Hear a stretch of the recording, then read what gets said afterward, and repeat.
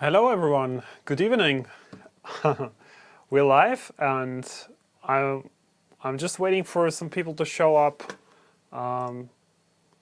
Let's see if we can have some response from the chat who is online. So give me a shout out who's there and where you're coming from. I'm just curious to see how many people are we're gonna have in this live stream tonight. So, I see Oliver is here, and he's printing with an Ender 3 Pro. Hello, Oliver. And who else is in the chat?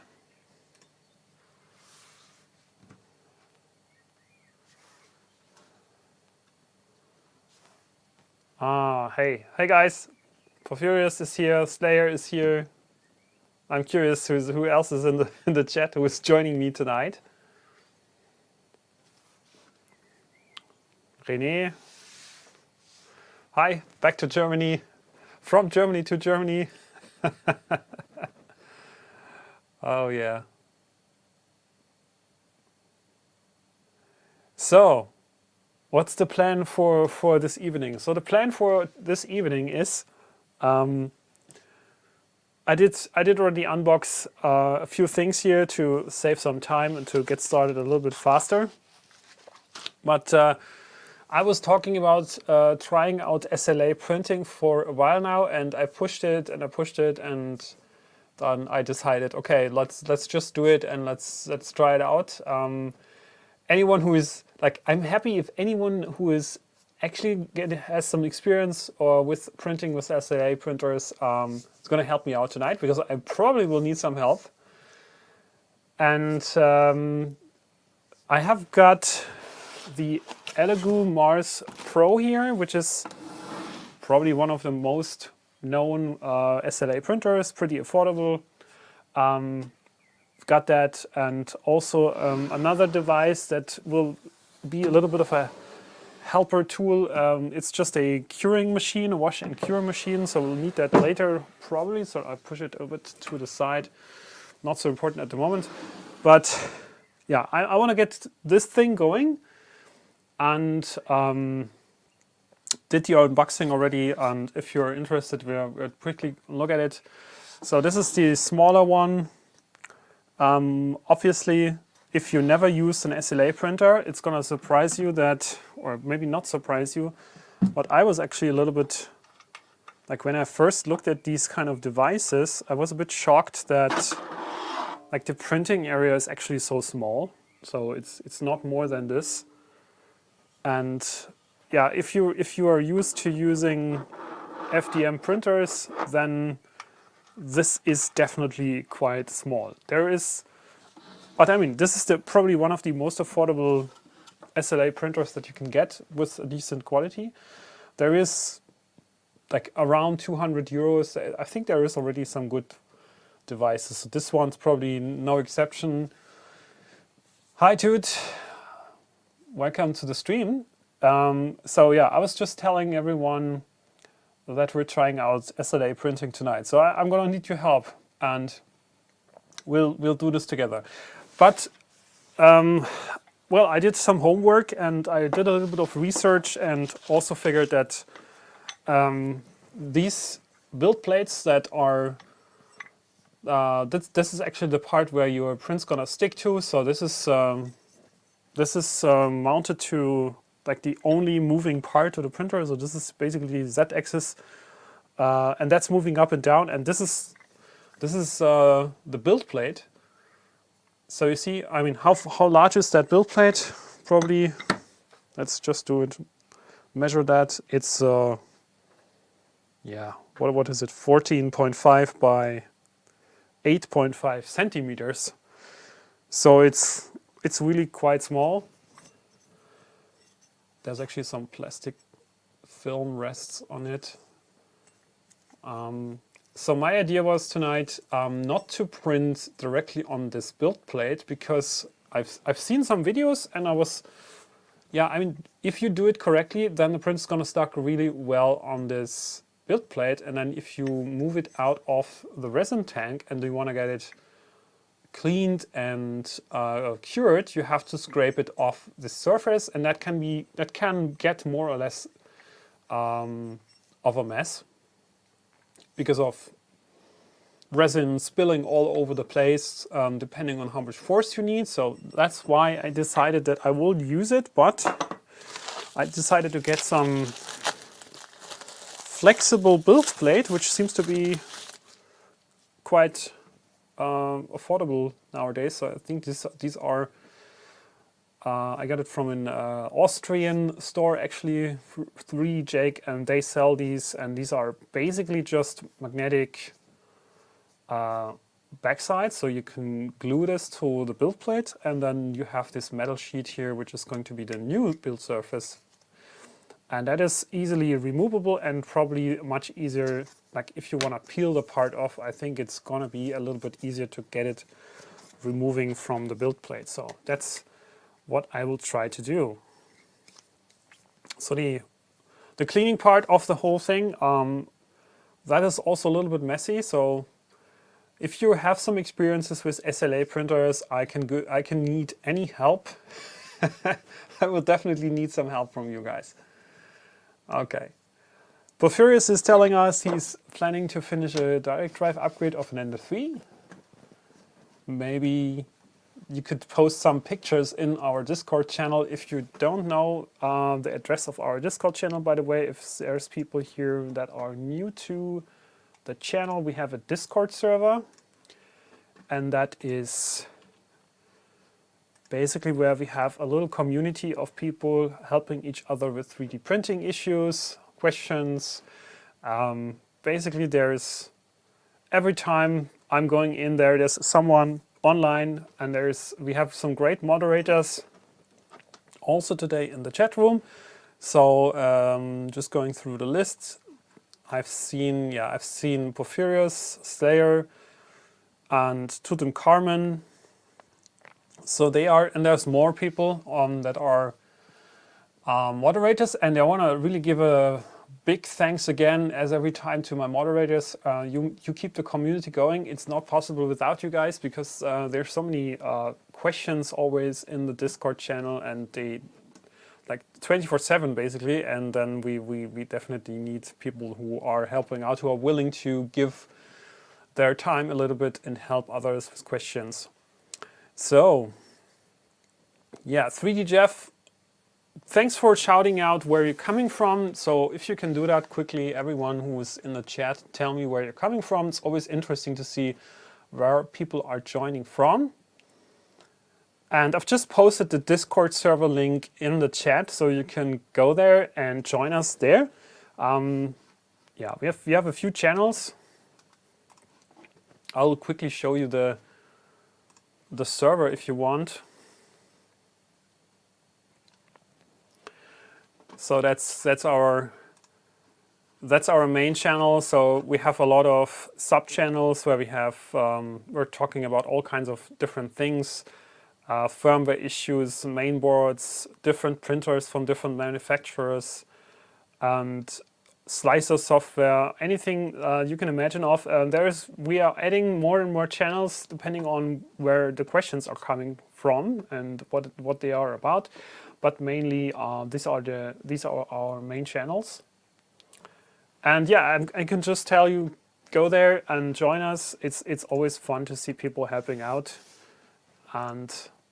and solve issues, because this is a hobby that requires some knowledge, and people starting out having all kinds of issues all the time. Okay, so let's quickly check out how many people are online. We have 15 people joining already, and it's great to have some people coming.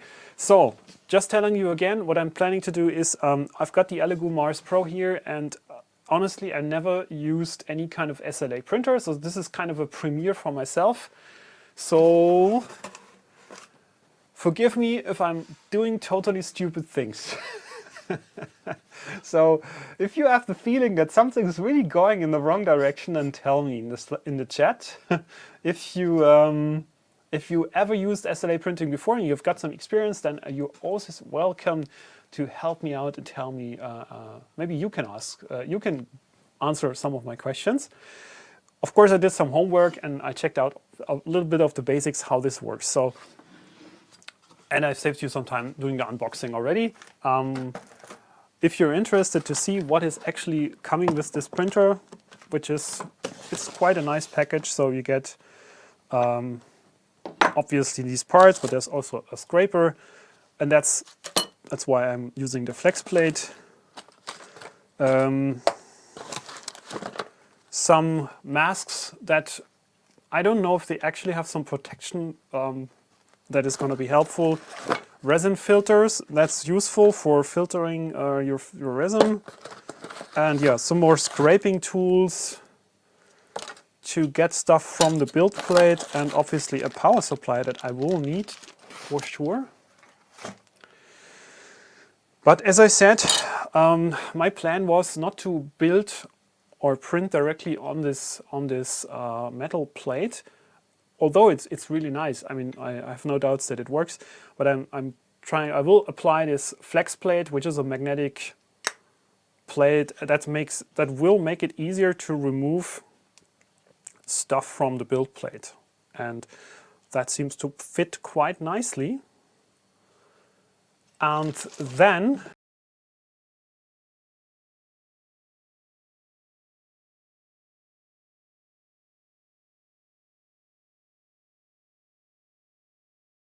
and some hiccups for whatever reason.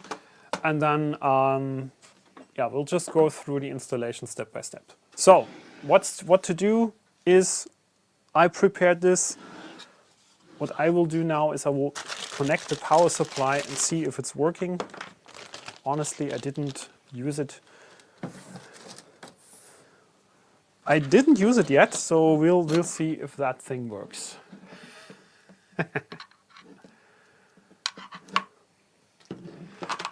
Okay, Elegoo Mars. First question about this device: does it feel heavy and sturdy?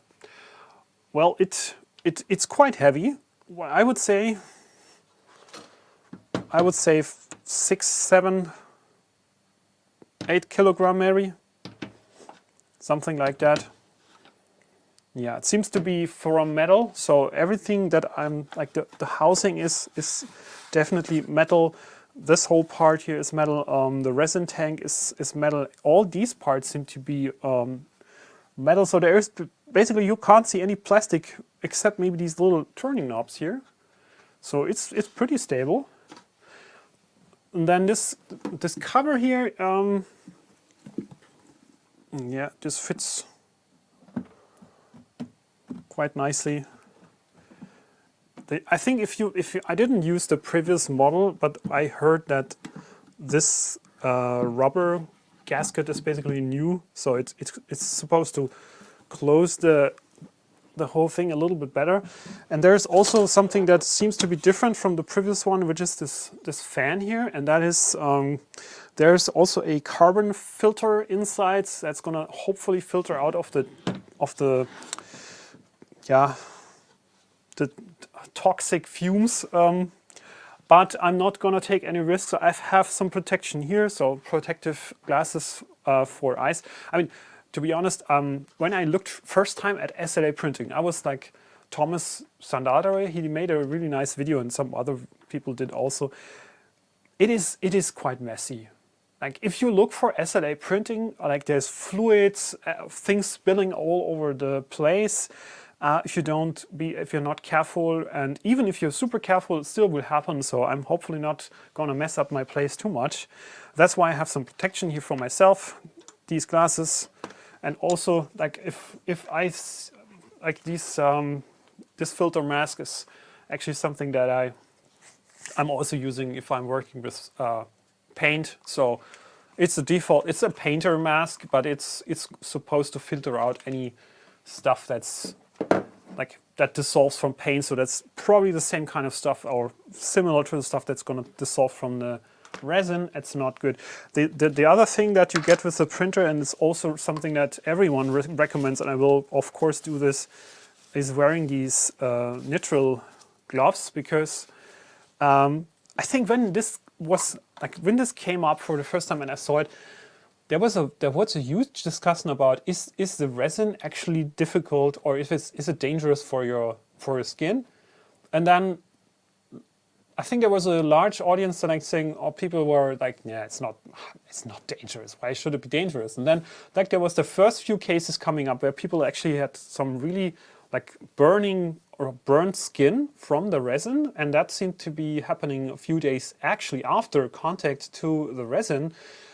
And then I think everyone got it and said, okay, this must be something. There must be something about it that is actually unhealthy.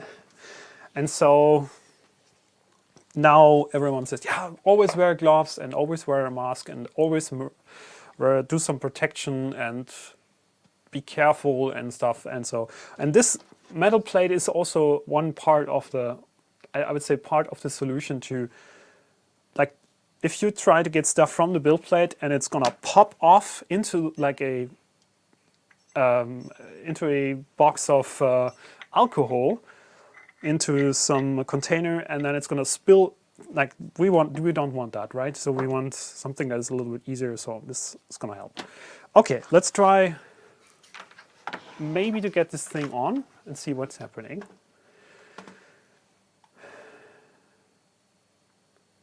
Yeah, good hint. Normally when applying the magnet to the build plate, it's recommended to wait 3 days for the glue to fully set before printing on the flex plate. Honestly, we don't have 3 days, so we have to work with it. And if it's gonna be like forever, for any reason, if it's gonna detach later, I have a second one here, so I think I can risk it. It's not such a thing. Hopefully, it's not gonna be an issue. So, but to prevent, like maybe we can do some preventive measures and clean everything very carefully and very thoroughly with alcohol, and then hopefully it's not going to like to release from the surface. Hopefully the glue is gonna stick. But we can give it some time. That's why I'm doing it in the beginning of the stream, so we don't lose any time, or we can win some time maybe on this problem. Maybe get some better stickiness. And yeah, this is probably the best I can do right now, is to do this in the first place. So this seems to be good. Hey, Court is he here? Or is he just in the Discord? Let's check. Where is he? Where is Court? Court Wolf, he's also one of our moderators, but I don't see him. Is he online?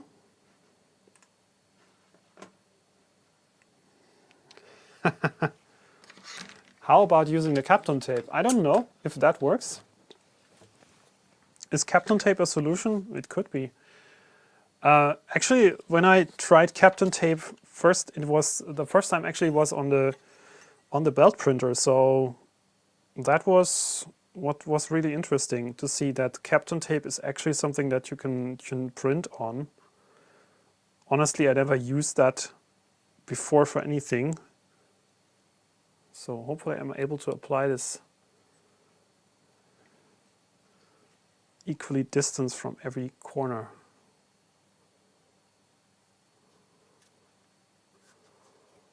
That looks good. So I'm gonna press it down as best as I can. So yeah, thanks Slayer to tell me that. He's probably not here this evening, but he's also one of our moderators, and I'm just saying it again. It's good to have you guys, because you're helping so much in the community to answer questions, and then building that community. So this looks pretty good. I'm just gonna continue for a minute or two to massage this a little bit, so it's hopefully going to stick enough, and then we're gonna leave it out for a while because we have to prepare some other stuff here to get this working.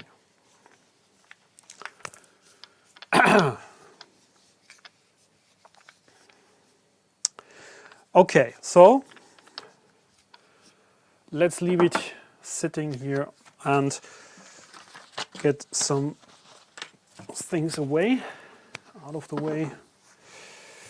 Also, some Elegoo resin here. This thing was actually, I mean, I have to tell you the full story. So when I got this for myself, buying it from 3D Jake, I think it was 6 months ago or so. And I didn't open the box until yesterday. And in the meanwhile, Elegoo contacted me, and it was around the same time when they sent me the Neptune 2. I think if some of you've seen that video, that was around the same time when Elegoo contacted me for the first time. Do you want to test out some of our printers? And then they also said, can we send you the Elegoo Mars Pro to test? And I said, yeah, I already have it. So what can we do? So they sent me the Neptune 2. So, and then I decided to test the Neptune 2. And then in the meanwhile, yeah, that will come to that later. But that's why I have it here. And but I was pushing that so far, and now we're doing it. Okay, 7.5 kilogram. Yeah, I was pretty close. And I just guessed that it was like 7 or so. Good. Okay, we have the power supply here. And then we'll go through the manual step by step what to do to get it set up. So a few things I did already. I've removed some of the protective film from the resin tank. There was a protection here on the display also.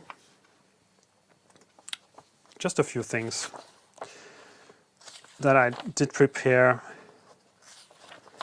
And the manual also seems to be quite thorough, so all the steps should be explained here pretty good. So I'm just gonna show you, you can't probably not read everything, but we did connect. I've taken out this tank. Well, we can also leave it out, because it seems to be that for the calibration, a tank needs to be removed. And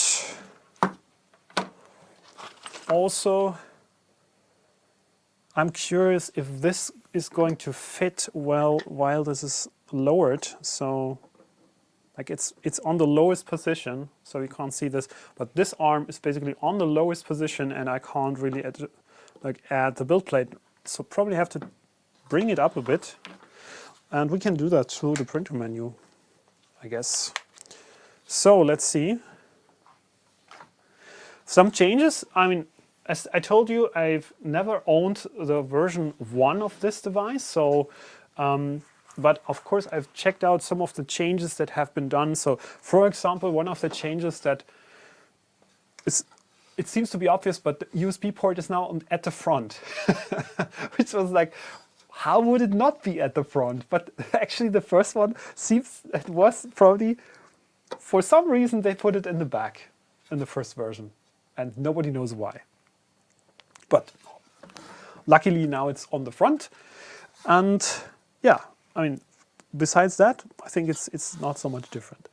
And this seems to be now a rail system that is a bit better. So let's turn it on and see if it's living. And yeah, it's coming up. There's something happening here. So how does it look like? I have to move the build plate up a little bit. So there is manual movement for the axis. And yeah, it seems to work. I think this is still somewhere in the picture, so we don't, let's move stuff around. So get some more visible area here. So, okay, so we can move this up a bit.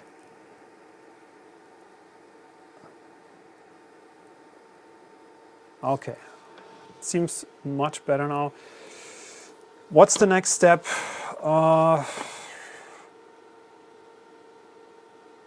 Okay, so I will have to attach this to the Z arm and then fix it again with this big screw, turning knob here. And what else? And then we need to release these two fixation screws. So they're gonna make sure that this is not moving. So we'll have to move that, loosen them up a bit.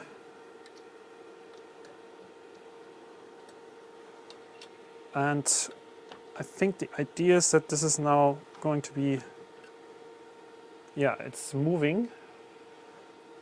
And then we can adjust the distance so it's equally distanced from the LCD screen, right? So that is the idea. Then we'll need some paper. I mean, we can probably use the manual and put it in between. So what's next?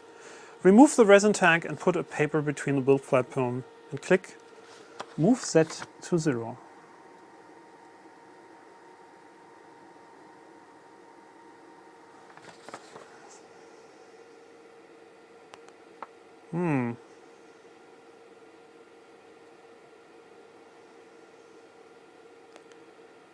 Okay.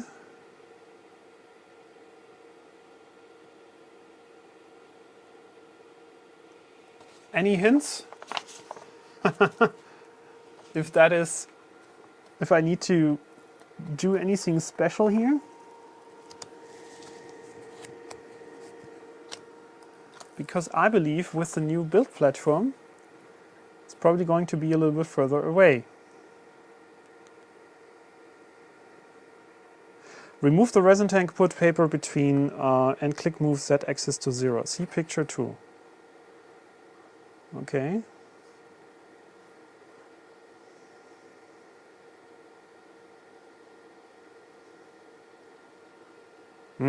I'm just thinking what this means. Is it going to be doing this automatically, or is it something that I have to do myself? Let's find another piece of paper here. This looks okay. So this is probably more to protect the screen from not getting scratched by glass plate. So, good. How can I bring it down? Tool.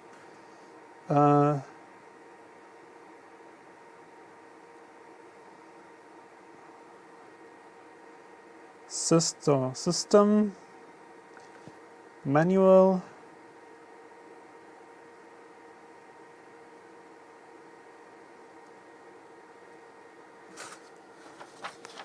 You know what? I will do this manually. I'm just curious. Is there going to be a homing function?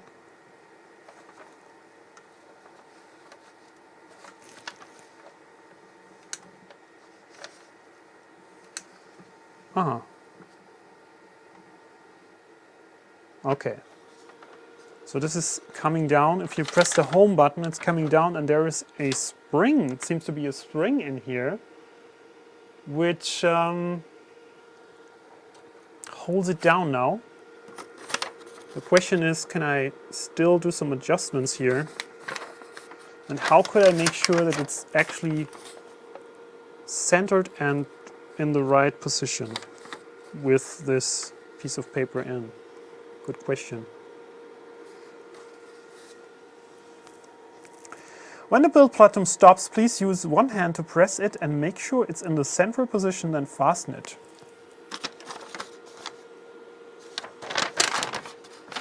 With a piece of paper in, it's not quite so easy to say this is now central.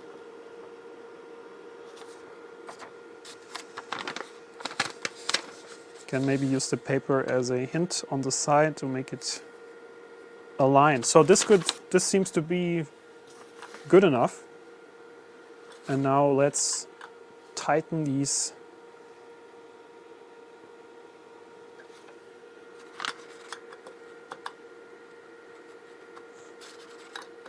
Okay.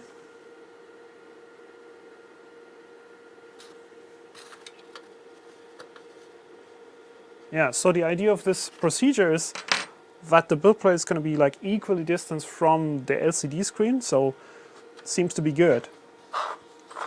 Okay, next step.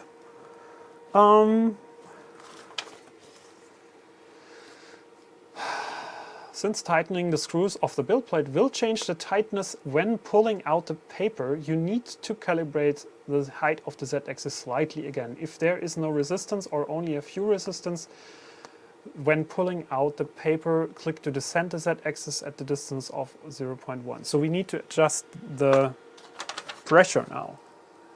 So let's go up by a millimeter. Okay, that was already a little bit too much. Go down again. There's 0.1 millimeter as an option here. And probably as soon as I can pull it out, not yet.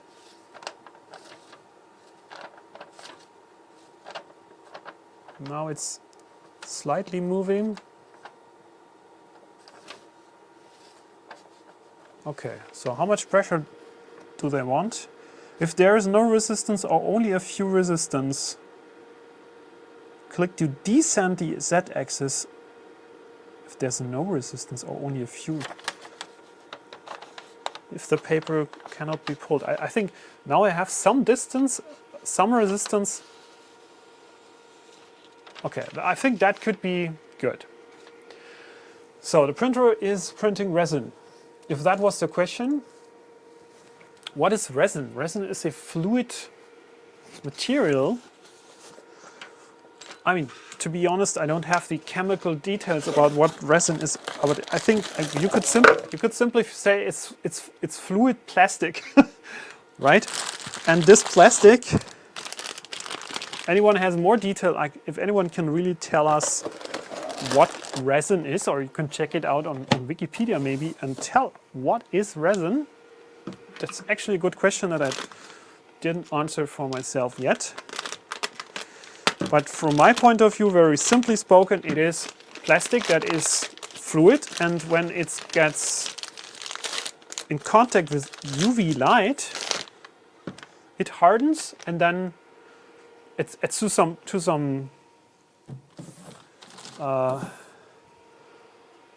point it's like it's not perfectly hard, and then you're gonna wash it to get the rest of the resin off that you don't want, and then you're gonna harden it even further with a like special curing light, a UV light, or you can put it in the sunlight, and it's gonna harden out completely, and then it's basically like a plastic part. But if you look at this resin bottle here, there's nothing about like what is it actually.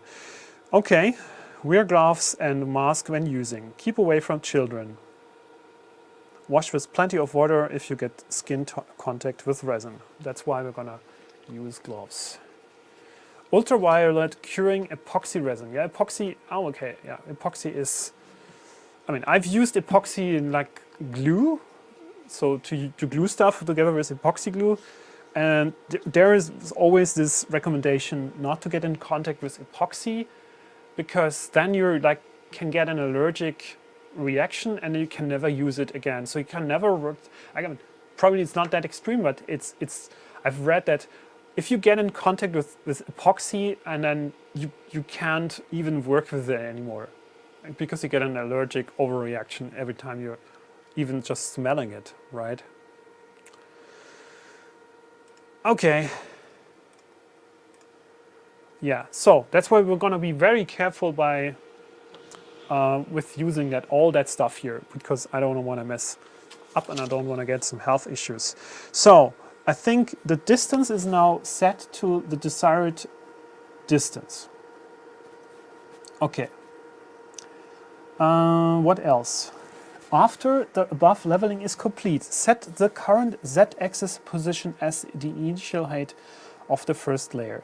Okay, then I have to go back in the menu and say set Z0 and confirm that. Okay, so I've done that, and that means that now this position is the future Z of Z0. which is okay. I hope this is fine. Next step, press 10 millimeter. Okay, we are back in this move menu. 10 millimeter, up 10 times. Okay, we need to go up as much as possible. Yeah, probably for various reasons, for being able to insert the tank again and then also being able to fill in the resin.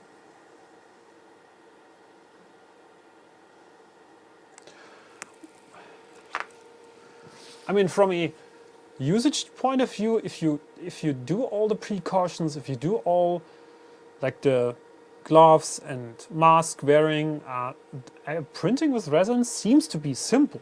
I mean, from like how much you have to do to get it working and then getting awesome quality compared to FDM printers where you want to get also awesome quality, but to get there you have to do some work. This seems to be quite simple in terms of like getting the compared to what you get in terms of the result. Okay. In fluid form, the resin is a monomer, not plastic. With you, it turns into a polymer, plastic. Yeah, thanks for the insights. I think that's why we're here to share knowledge, because I'm just very honestly completely fresh to this, and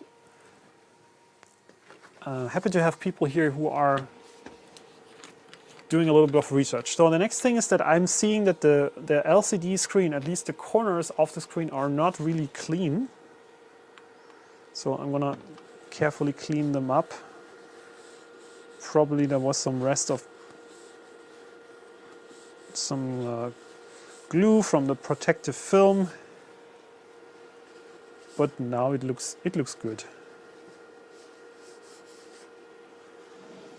Okay.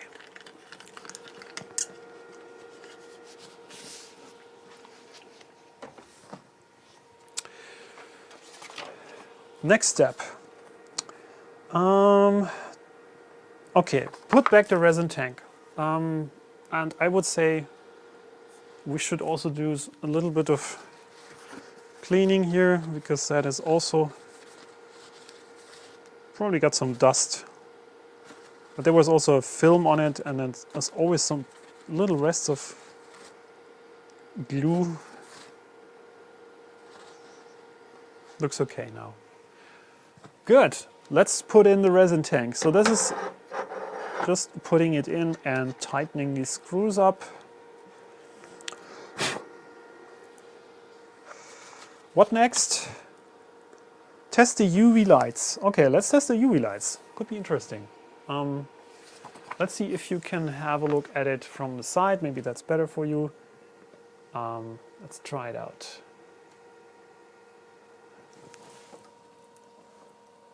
I'm trying to give you a little bit more close-up view of the printer.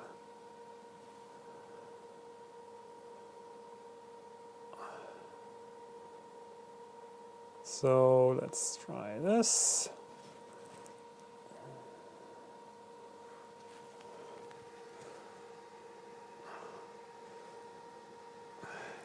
Hope that's better.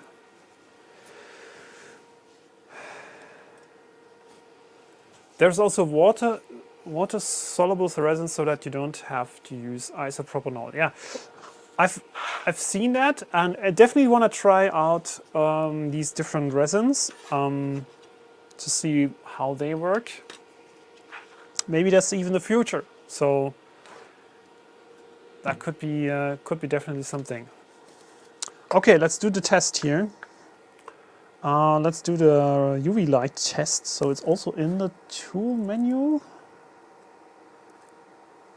Where is it? Tool, exposure, and then what's next?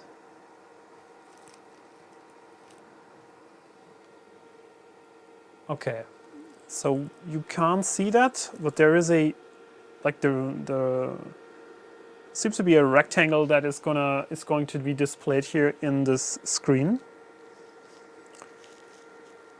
If the screen can display a complete rectangle, then the UV lights work perfectly. Yeah, so I can see that it's showing a rectangle that looks actually like this, but just in blue or violet. Okay. Next, we can already, that's the next step, is already the printing. I've put the gasket on the cover, so that's already done. Plug the USB to your printer.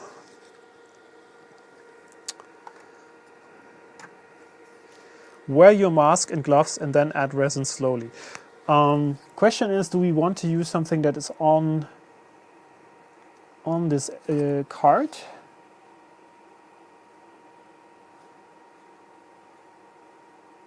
Because I have no idea how long this is going to take, but we can probably just do it. Okay, let's try that out.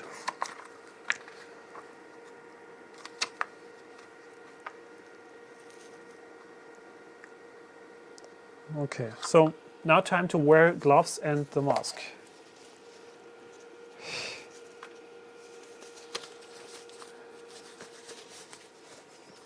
Get ready.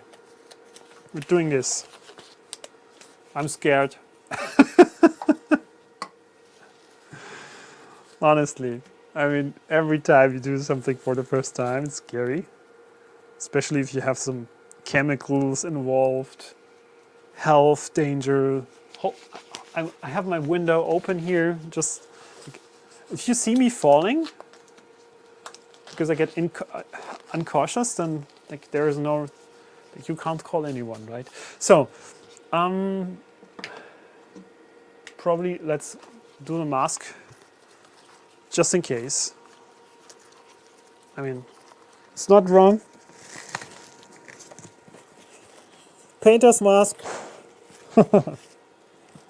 So, I don't know if the water soluble resins, yeah, looks like a label, yeah. It is definitely, it's definitely something that you should consider doing. So, we're gonna put a third resin in. That's a bit much for COVID. Actually, the mask is not sitting really good, so I'll probably need to adjust this a bit. That's better. So let's put a third tank of resin in.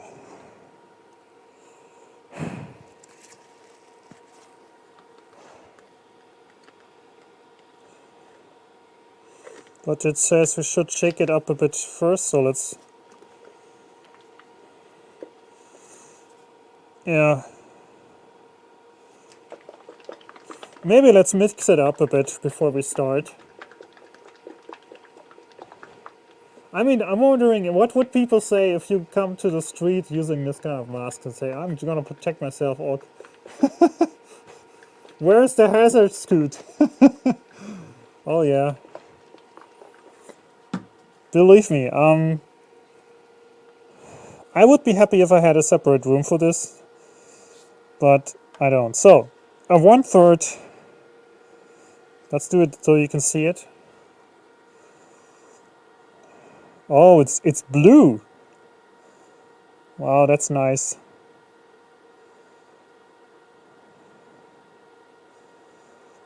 So I guess this is a good enough. This is 1/3. So let's clean the rest off from the bottle. Okay. Fine, so 1/3 is in. What's the next step?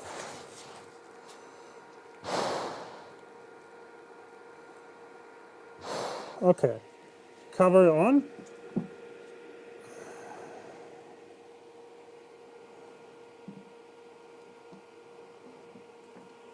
Okay, so cover is on.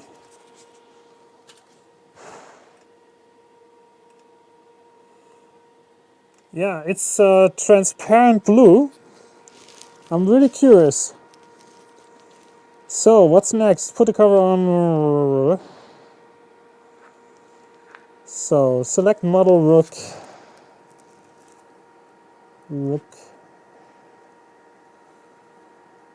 This is the model, obviously. Rook STL, Rook CTB, CDB, DLP. I think that's it. You can see it, hopefully. So it has a preview. I'm your father, obviously. Yeah, I mean, you can do this without a mask, obviously. If you have a very well ventilated room, if you're, like, this is the basement, so it's obviously not ventilated perfectly. The window is like right here, it's right next to me. It's just out of frame, right? It's like half a meter away. So there is some fresh air coming in here. But still, I don't want to risk anything, so let's keep it like that. So we're gonna start the print.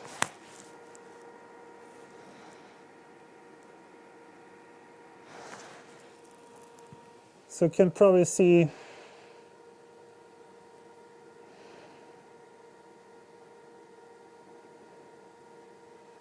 what's happening here. So it's starting to print. Build platform is coming down, so I can try to give you a better, like we can change the exposure a bit to get it a little bit brighter. Let's try that. It's pretty dark. So you see the platform is already coming down.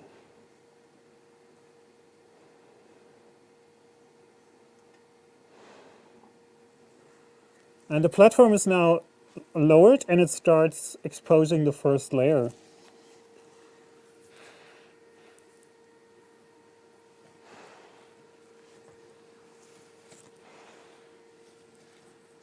So let's set it to auto ISO.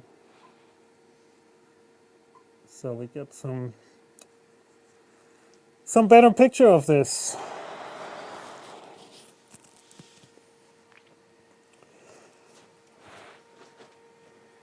Okay. So while this is printing, and I can already smell it. So it's really, like, you can definitely say it's definitely something that smells a lot. And even just being in this room for a few minutes, it's already like, whew. So what I'm gonna do now, I'm gonna open a second window here to get a little more air in the room, right? And you're gonna get the chance to watch it a bit. Because I guess it's gonna take a while to print this stuff.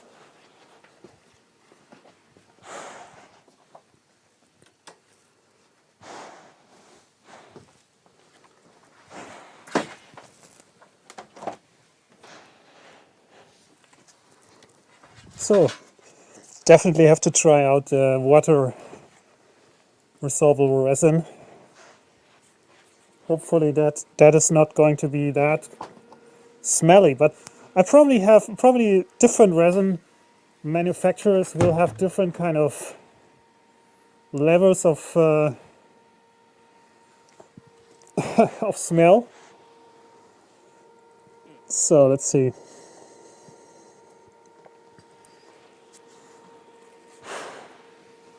Actually need to adjust this mask a bit so it stays on a bit better.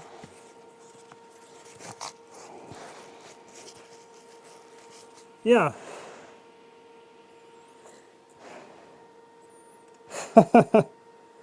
Richard, yeah, you're right.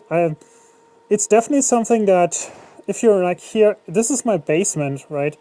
So the problem with being in a room that isn't super good ventilated is you have to make sure at least that you open a few windows, like I'm just doing right now. And I'm wearing a painter's mask. So the painter's mask has some special filters that usually filter out a lot of the exhaust from paint. So that should be good enough. And what they deliver with the printer, where was it? Here. I mean, I definitely tell you that these kind of masks probably not going to help much, right? So these are the first generation COVID masks. So I guess they have no effect on the resin fumes. So this is more like an excuse. Other question here. What made you get the Mars Pro instead of the Mars 2 Pro? Yeah, the thing is, I mean, I would probably have gotten the Mars 2 Pro today, but when I got the Mars Pro, it was already half a year ago and I never opened the box. So I had so much things to do that I decided to push it in the future, and I pushed it actually so much that it's now, there's a new version of it. It's a little more expensive. So this one is actually now a good amount cheaper. I think it's at least 50 euros cheaper now. So you can get this at a pretty good price now. And the differences, I don't know how much different the Mars 2 Pro is. It's got this 4K screen, so it's obviously, or it has this better screen. So it's gonna be printing faster. But I mean, I was never like looking for the fastest printer in the world. I was just trying to get it working, and probably the result from this is also, for me, it's probably good enough. Yeah, monochrome. It's a new display, probably a little bit sharper. I don't know how much different the result's going to, like, if you look at it, if you're really gonna see the difference and say, wow, this is so much better with the Mars 2 Pro. I don't know. Probably if you have the Elegoo Mars Pro today, probably no reason to upgrade. That's just my opinion. I'm just like, this is with every printer, there's a new generation, like almost every month. So why should it be so much better, right? Obviously there's a few differences, but how much different can it be, right? Honestly. Okay, so I'm gonna check out if there's anything left in the manual that we could do next. So wash your print and clean the tank. Obviously that's something to do. What we can do in the meanwhile, we can install the slicer software, which is obviously something that we could use for slicing another model, just to see how that works. In the meanwhile, while we're waiting for this print to finish, so let's just do that. So let me see if I have another view that is still incorporating the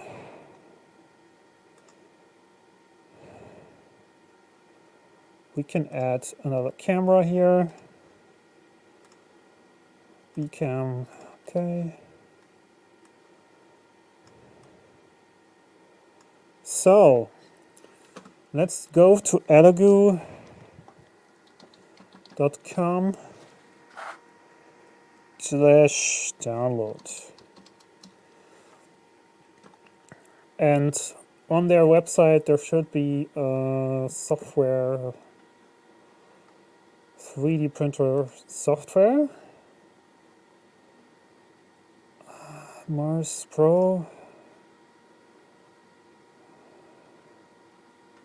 Why do they have these software? It should be called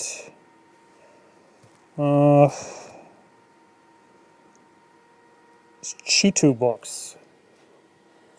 Where can we get it? Download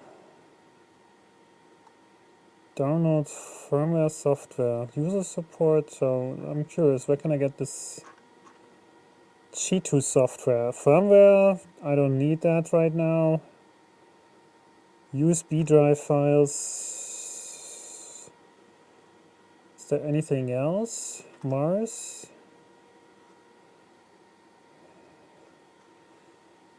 CiTu.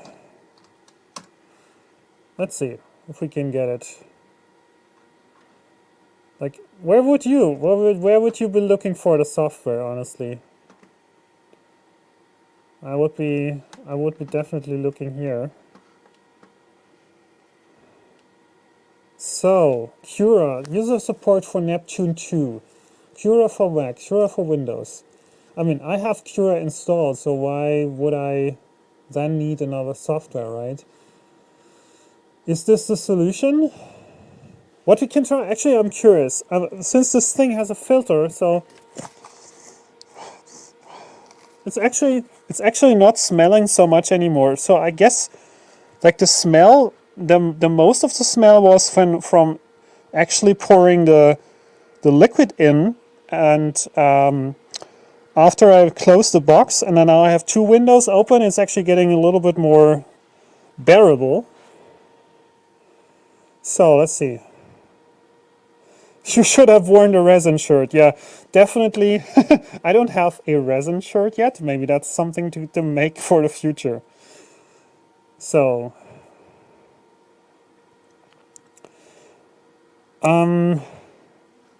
let's see. So I'm just curious. I don't want to download a new Cura, so I can probably just check out if Cura supports this printer out of the box. Because in the manual, it actually says CiTuBox is the software to use. But maybe that's already outdated, right? Not sure. Do you know anything about that? I mean, we can try.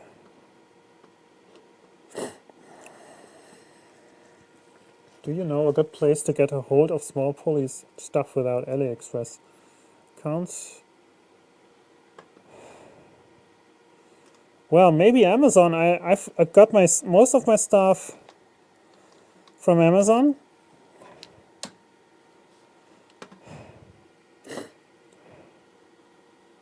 So let's see. Can we add a Elegoo Mars Pro? Not really. Okay, so Cura by default doesn't have it, so the question is it a special version of Curas? Yeah, I mean, I agree that Mars Pro, I was just curious what they offer. So is there anything to download here? We have a firmware to download. We have viewed video tutorials. We have USB drive files, which says it has the slicer. Let's try that. But yeah, probably that's it already. Maybe that is the thing that we need.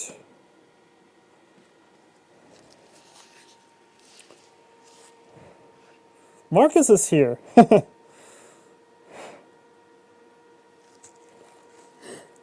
So I guess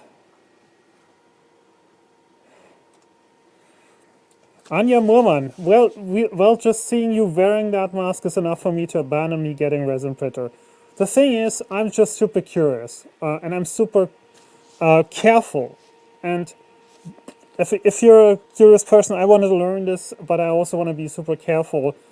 And probably if you are not in a basement like I am, but you're probably in your garden maybe, or outside, or in the garage, and you can open up the whole space, or just try it outside. You don't have to wear a mask, obviously, but as soon as you are like in a room that is not really well ventilated like this one, I would highly suggest to use the mask. And FFP2 mask is probably not enough, but let's see. probably a weird stream to watch because I always wear this mask. And it's at 4% currently. So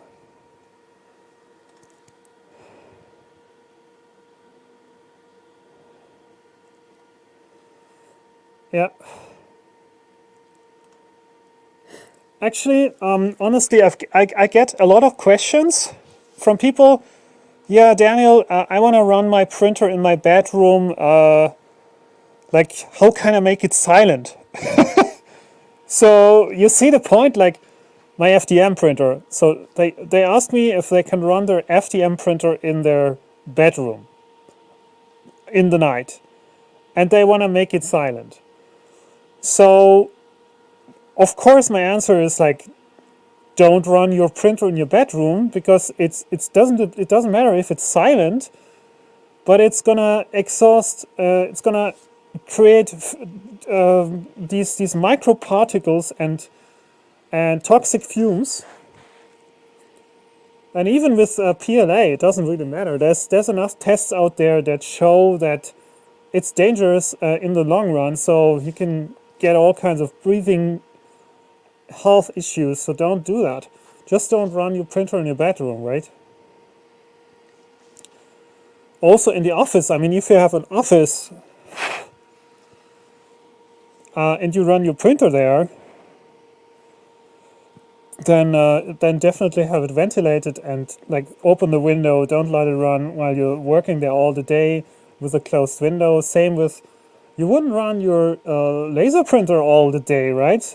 And not like every time I turning on, even though I have a brand new laser printer, so paper, not a 3D printer, but a laser printer, just an ordinary HP desktop printer, and even that, although it's brand new, it's like you can smell it, that it's like it can't be healthy to inhale that all day. So you probably better put it in a place where you can open a window or so, if you're printing a lot. Same with all this stuff, right?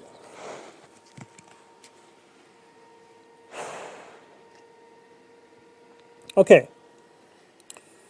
Let's check out the software side of things. I've just downloaded this. Let's see what comes in this folder. Slicing software, Windows 64-bit. Here it is, CiTuBox. That's what I was looking for. Okay.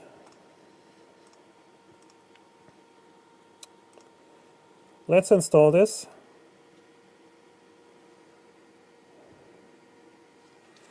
What about the progress here? 5%, not really fast. It's all on default, so I'm curious about the results on default settings. So do you want to restart the resource manager to achieve the thumbnail effect? No. Okay, finish.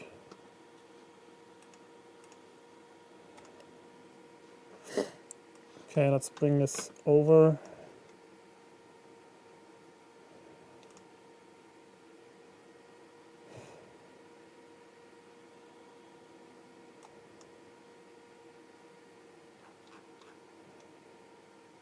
It's actually a new version, so why can I not open this? Okay, so we have a new version. Seems to be that it has a new version, but where is this new version? It's a good question. Check for updates, yes. Where is the new version coming from then? It's opened up 2 times now? Okay, really strange.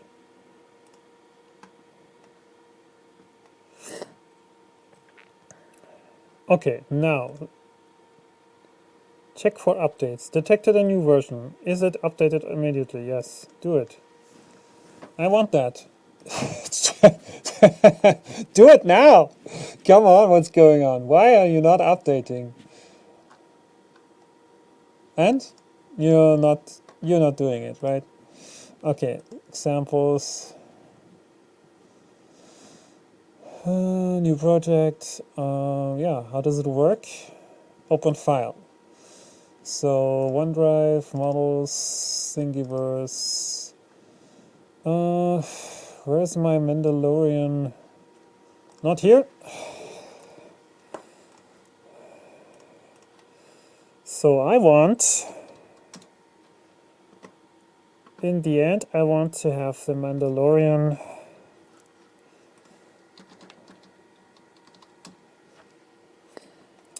little minifigure.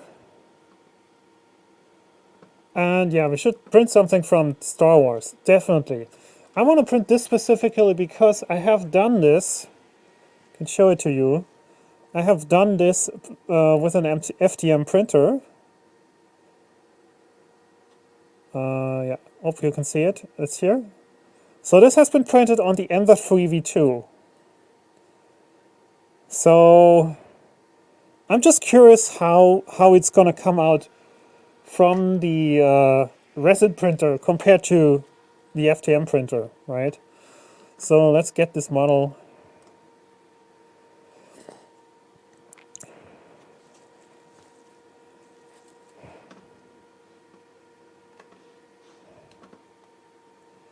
Let's put it in my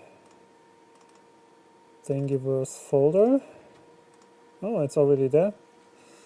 Okay, why is it not showing me this? That's strange.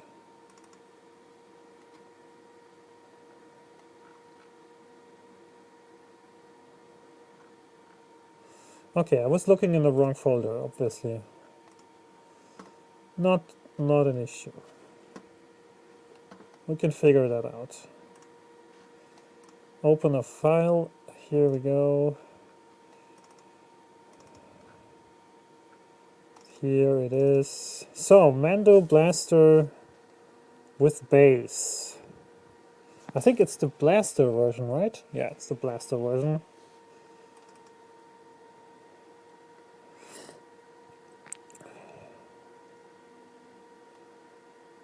And it is a model that's pretty huge, like 105 megabytes. When was it the last time you've sliced a model that is that big?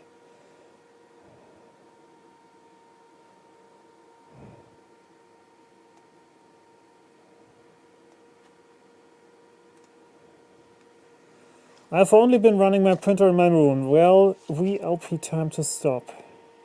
Well, I guess this means something like it's time to stop that, right? I definitely can tell you it's not healthy. Any printer shouldn't be. You shouldn't run any printer in your room. It doesn't really matter if it's an FDM or it's a resin printer. Don't do it in your bedroom.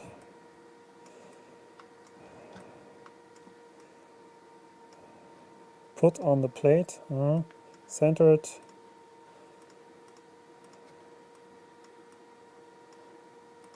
Okay. I think that looks fine. What next? I never used that software before, so what can I change here? What are the things that we need? Probably need to do some supports here, and maybe we need to angle it a bit.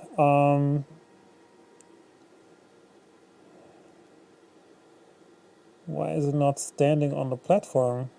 Curious. Set lift height. Should we maybe turn it a bit? Maybe should we maybe lay it a little bit to the side? I'm not experienced with this. Oh, do I have to do the supports myself? Okay, maybe not what I really want.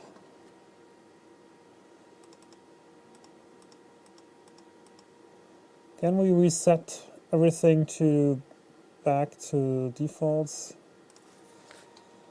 Maybe let's load it again.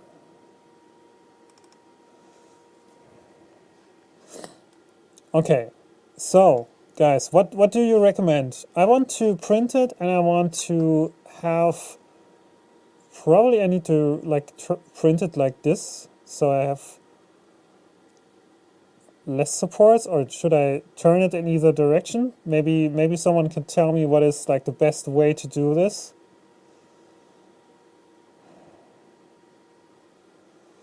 I'm just thinking about like what is the best orientation to print it so it doesn't, so it has the best detail and I don't have any weird support structures, or can I just like turn it like this and then be happy? I'm not sure. Is this a good orientation to print it, or is it really probably not the best, right? I'm pretty sure we need some support for this.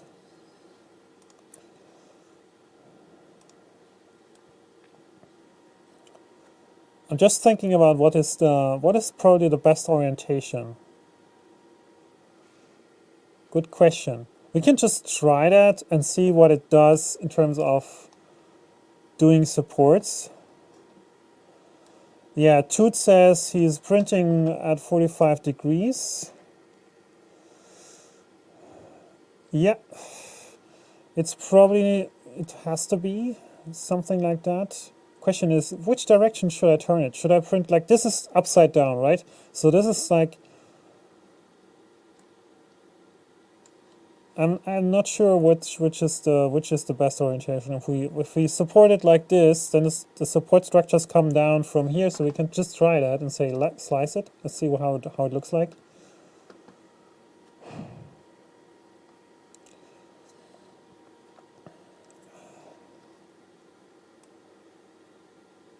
Yeah, so there's no supports here, so we need some support structures. Settings. This is just the print settings. Resin. Print layer height 0.05. That's crazy. Just if you think about that you can print something like this is the default, right? This is like default resolution 0.05 millimeter. do that on a FDM printer. This is crazy. Let's see. I mean, this is nothing about support. So, can we do supports to the platform? This looks like, or all supports? So, this is supports. This is something that comes by default. So, if I set it to default, this is what it does. So what we can try is we can turn it the other way and see how that changes the... Yes. We can turn it the other way and see how much support that needs. I'm just curious. That's maybe also about 45 degrees. All supports. It's probably just about how much do I have to remove and at which spot is it to be removed. Is this a better orientation? I would say probably it's better because we can keep more of the detail here and we don't have anything that is going to mess up the front structure, which is probably what you would want to look at most of the time, and then you probably don't want that to be interfered with support. Another question I would have is, when we just do platform support, then it's removing a bit of the support here in the middle, which probably looks cleaner. But you can see it here, this little support structure here, here at the pistol. If that is going to be removed, I don't know what effect it's going to have. So if we are just brave and say, hey, let's just use platform support and anything else is going to be good, this is probably going to keep a lot of the detail and we don't have anything messy to clean up. Probably should work. I'm curious. The thing with like resin is this is printed upside down, right? So it's not like a normal... Just gonna, for a second, gonna take off the mask. Because I need... Wearing a mask excuse me. Makes my nose run all the time. It's smelling a bit, but it's bearable. So I'm gonna keep it off for a second. The thing with printing stuff like this, with resin printers, is things gonna be printed upside down. So what you normally do in an FDM slicer, you see like how things are built from the ground up, and you can imagine how the support structure works from that point of view, because it's like that side is down. But with resin printing, it's always showing you the thing turned by 180 degrees upside down. So it's a little more difficult to understand how that's gonna look like and work.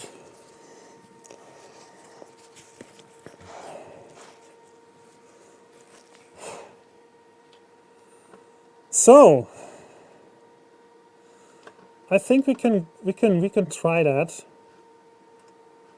and slice it. I'm not sure though if we should go for 0.05. I'm not sure how long that's gonna take. What does it say? 2 hours 48 minutes. Probably a little bit too much. Can we speed it up? Can we say instead of 0.05 and say we're 0.1 millimeter? How long is that going to take? 1 hour 26 minutes. So it's a linear print time change. That is also different from FDM. I would say it's sometimes it's really unpredictable how long things are going to take. But here, because of the nature how resin printers work, every layer is going to take, it's going to take the same amount of time, right? Because it seems that it doesn't really matter how much of the surface area is actually covered in terms of what's on the plate, and that what I get is every layer exposure time, except the first few layers which are exposed longer, but every layer has the same exposure time. And that means, like, if you change the resolution to double the resolution in terms of the Z resolution, that's gonna like affect it in a linear way. So if you double the resolution, you have double the print time. If you have half the resolution, you have half the print time.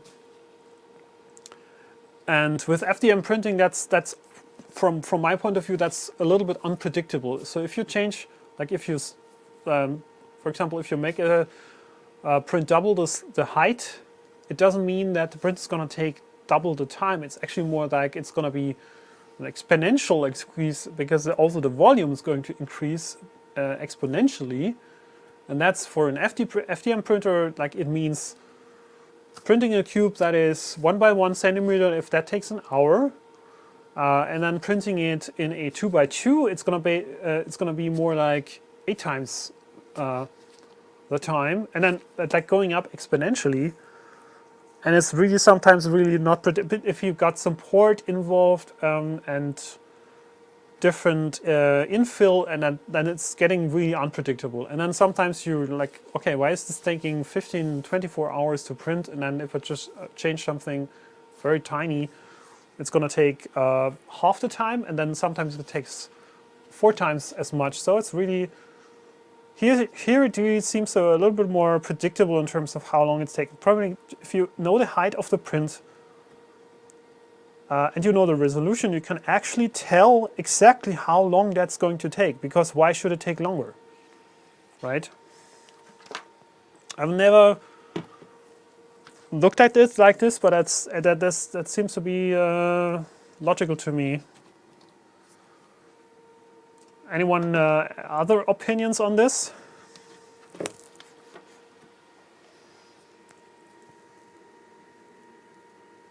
So, one thing that I definitely want to show you, we can pause this print. This is actually an interesting thing to do. So we can pause it. It's not on a resin printer, it seems not a big issue. So if we do that, it will take out the build plate.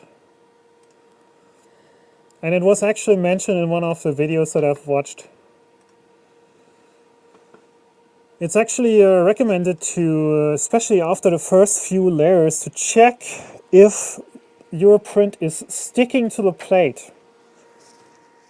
And you can just quickly do that by looking at the bottom of the plate. You can't see it right now, but I can see that these two towers are actually sticking.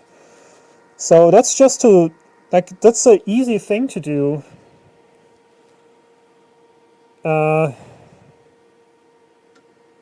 Just to double check and easily check whether your stuff is sticking to the build plate. And then we can just continue printing. Okay.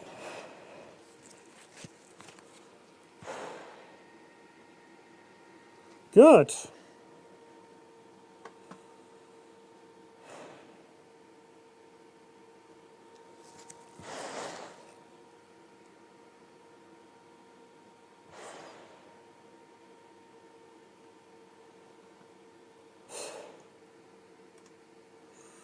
Yeah, Toot has an opinion here. Like, from what I've seen, the taller the print, the longer it will take. Absolutely.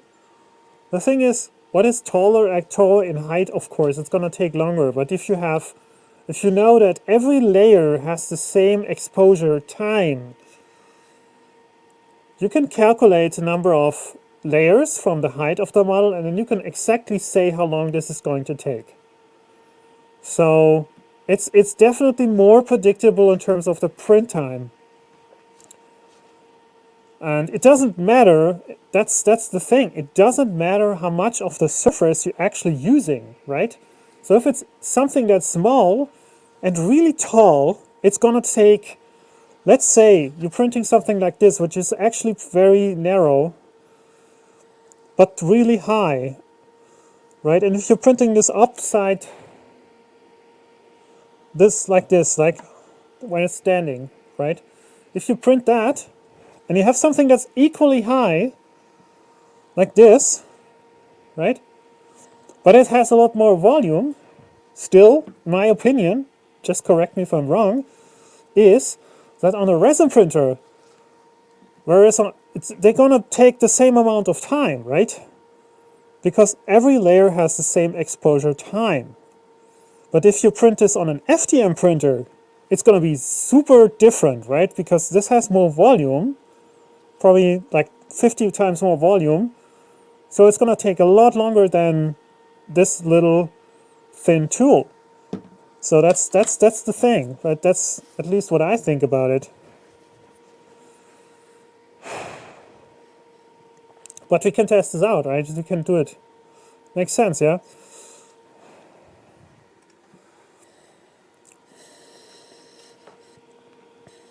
Okay, how much did we already finish? 15%. Is there any prediction about the print time here? It says it has printed for 38 minutes and it still has 3 hours 11 minutes to go. So I'm wondering if it can increase the speed at some point here. Bottom exposure, normal exposure.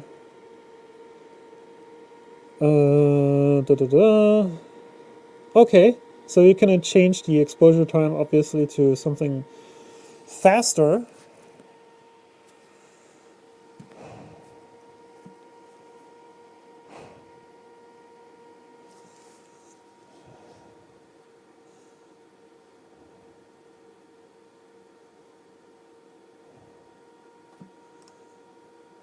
Yeah, interesting. Yeah, that's exactly what I mean. A model takes the same time to print as a build plate full of the same height, because every layer is exposed at the same time. So here we have an interesting menu. We can go in and just for if we see that we want to be faster with the printing, we can increase or decrease the layer exposure times. So we could go and set it to something lower to speed it up. What I'm gonna do right now, I'm just gonna check out layer exposure time for resin, if you can like you speed it up.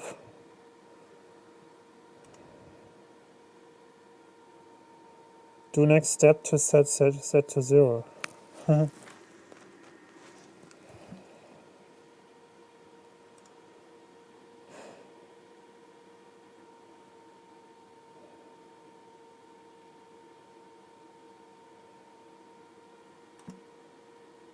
So can we maybe speed it up, or is it like 5 seconds, 6 seconds seems to be like the default, right?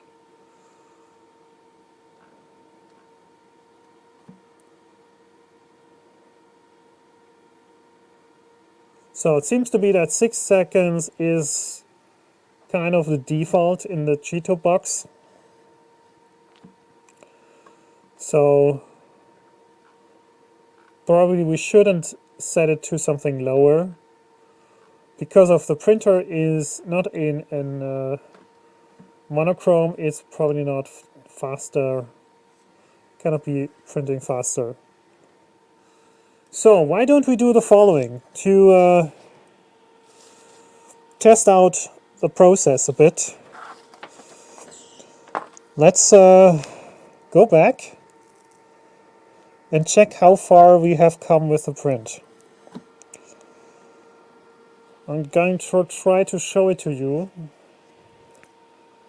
in a second. So I'm going to bring the camera over and going to try to show you the results so far.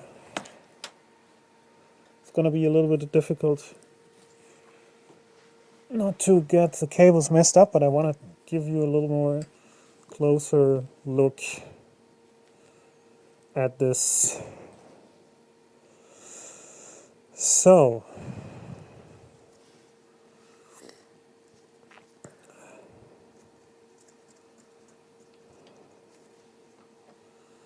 good.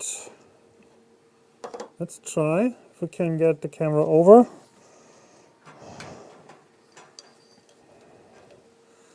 So it's a little bit closer to the printer.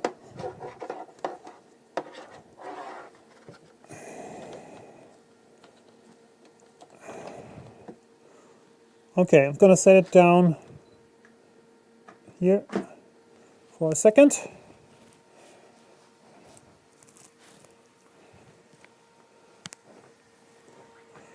Good. Let me show it to you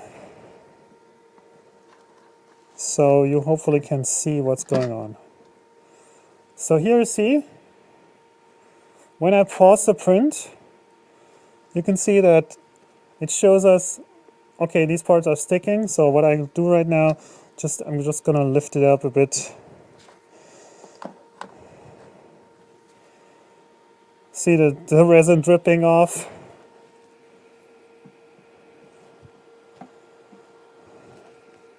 You can see it. The blue resin, that's how it looks like right now. And you can check it, okay, sticking well enough, I can continue printing, right?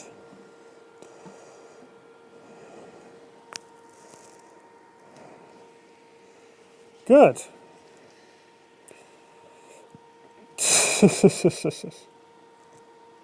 While it's printing, do a song and dance.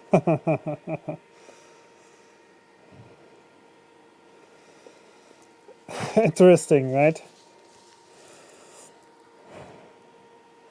Yeah, the clear blue is actually a nice color. So, what do you say? Should we just interrupt that print and do the rest of the process just to try out how that works? Because it's actually this test print that they provided is taking quite long. What I would try to do now is I want to print something faster.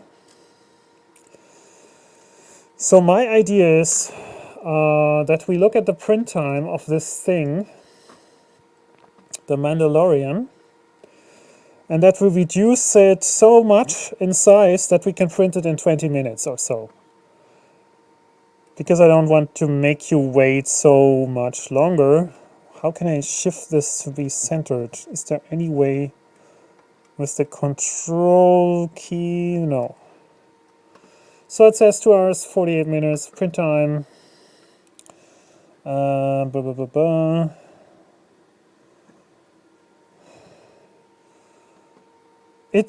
I don't know. That's a good question here.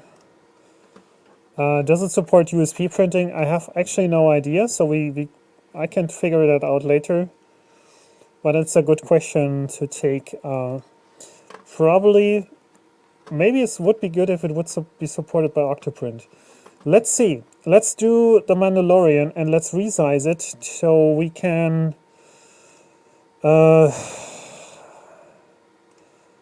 Let's see, what is the resizing? This is moving.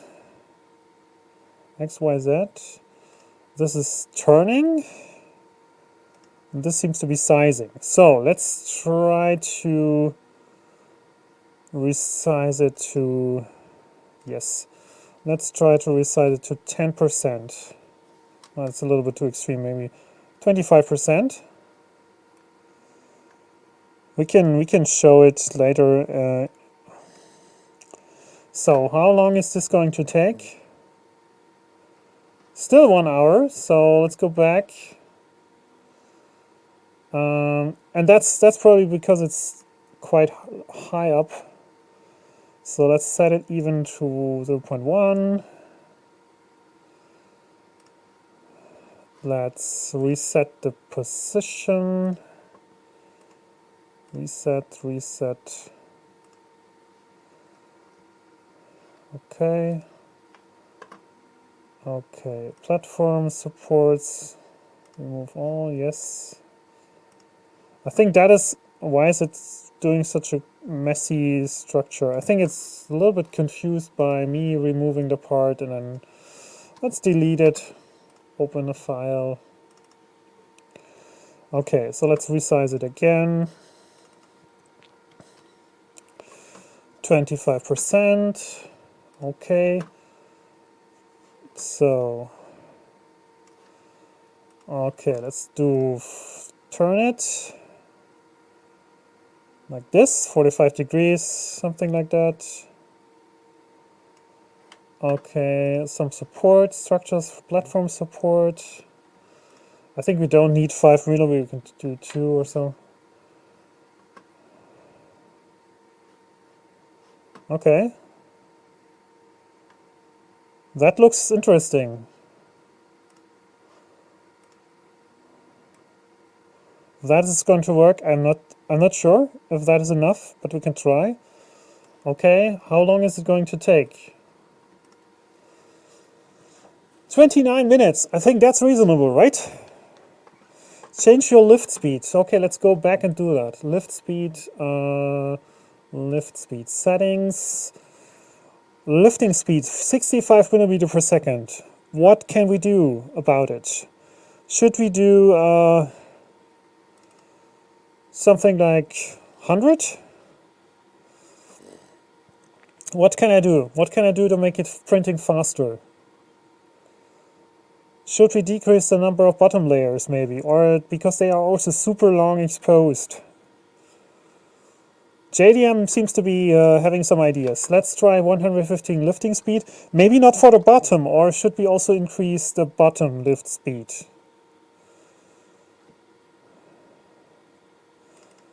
For lifting speed 150. What else can we do? I think the exposure times, I don't know if that's good to change, but I think 6 seconds was something that I read is reasonable. Bottom lift speed, should we decrease the number of bottom layers maybe? Because I'm also increasing the number, the layer height, so I could probably decrease, if I double the layer height, maybe I can also reduce this to 4.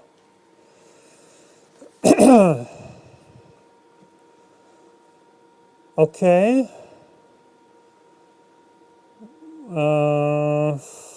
should we keep the bottom lift speed to 65 then, or is it not so important then?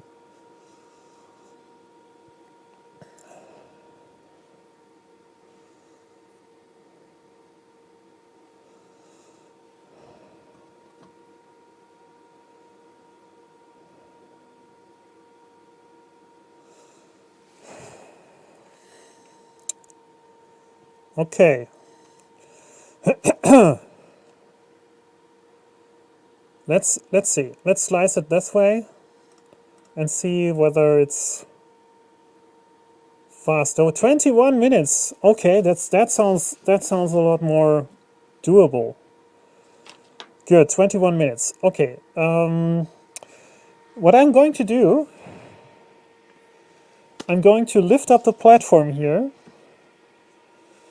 and I'm going to remove the build plate here, so we can see how the process of curing this works, and we can have it running in the meanwhile while we do the new stuff. Okay.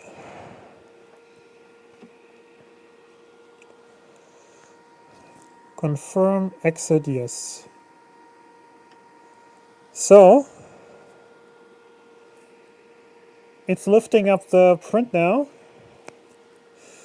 I'll do in the meanwhile prepare the washing box. So I'll have some alcohol here, so we're gonna fill it up. Probably we need to remove this cap here because it's super slow to fill this in.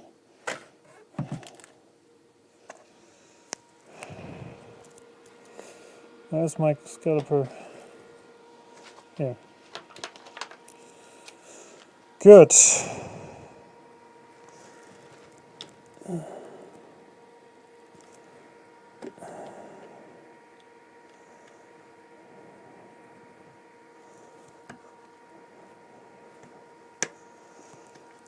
Okay. Good. Then we can have the alcohol here.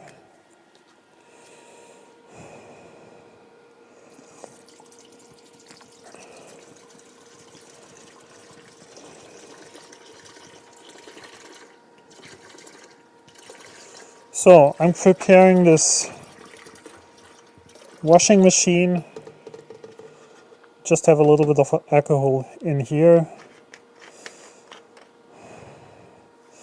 Probably for this test it should be good enough.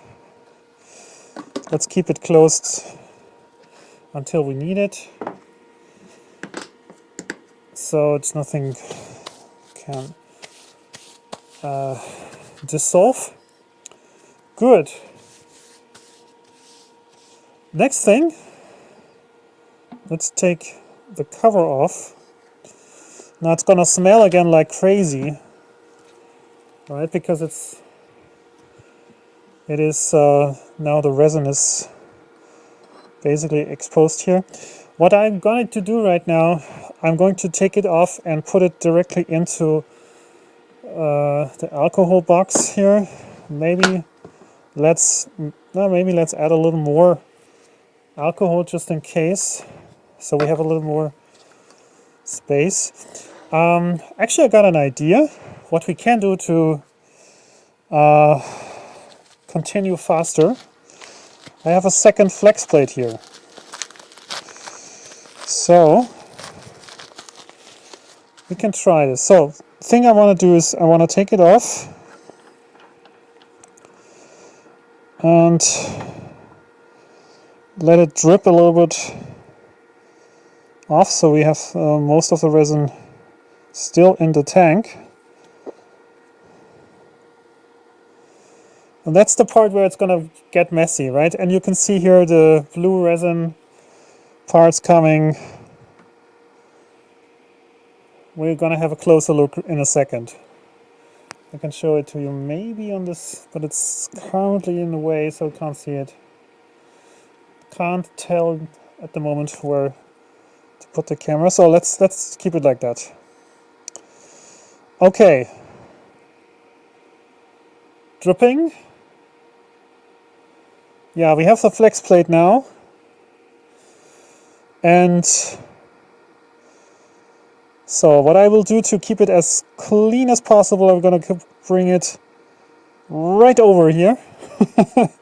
So take the flex plate off carefully, and then I'll bring this back to the printer and let it sit here, because I will definitely continue printing in a second. So let's keep it like that.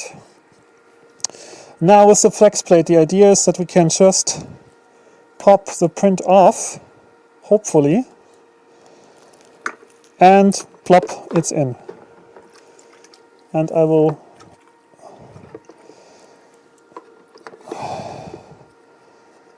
take the build plate out and maybe clean it a bit in the alcohol, hoping that these gloves are these are secure. So there's still stuff on the plate. So I'm not running the full cleaning of this machine here.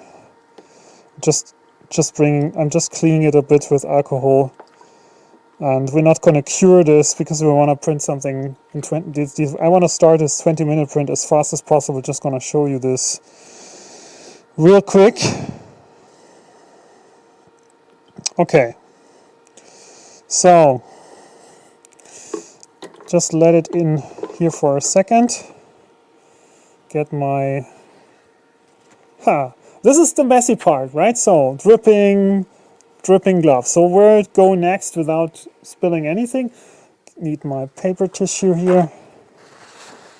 Okay. I swear I'm not going to take these gloves off. Okay. So what we can do to make this process a bit easier for us, we can just let it like it is right now. Take the second build plate and be super lazy and just put the second build plate on.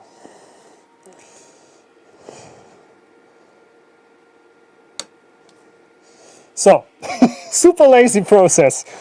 Not cleaning this at all.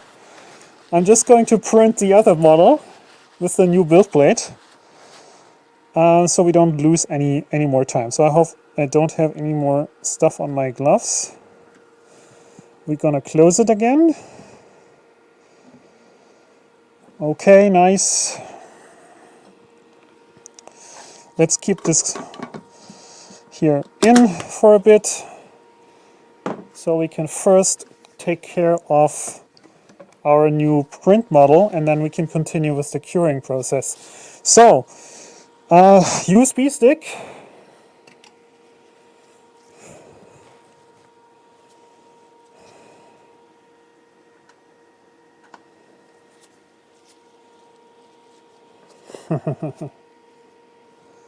So, gloves should be pretty clean, hopefully. Okay.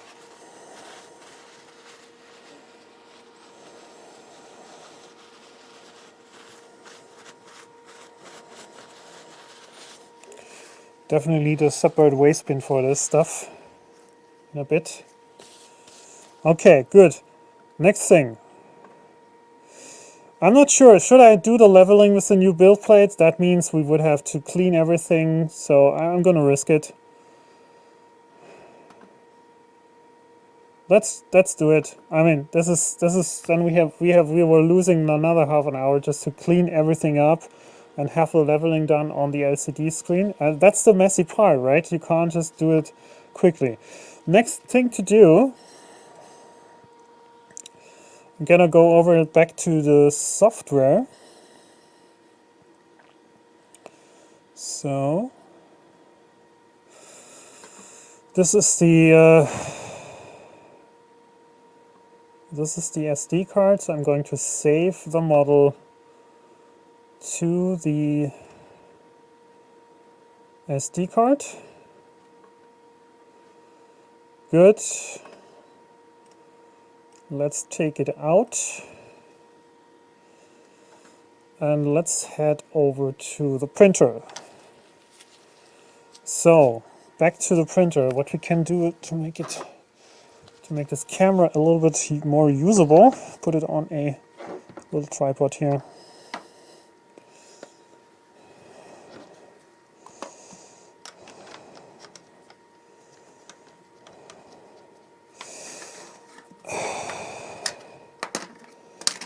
So, just a second to get it working. Good. Looks fine for me. Good. USB stick comes back in.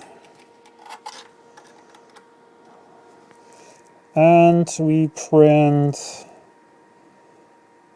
Why is it here? Why is it not showing the model, Elegoo Mars? We are not in the main folder. Mender, Blaster.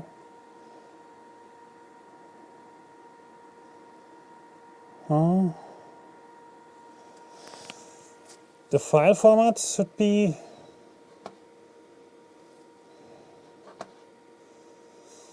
okay.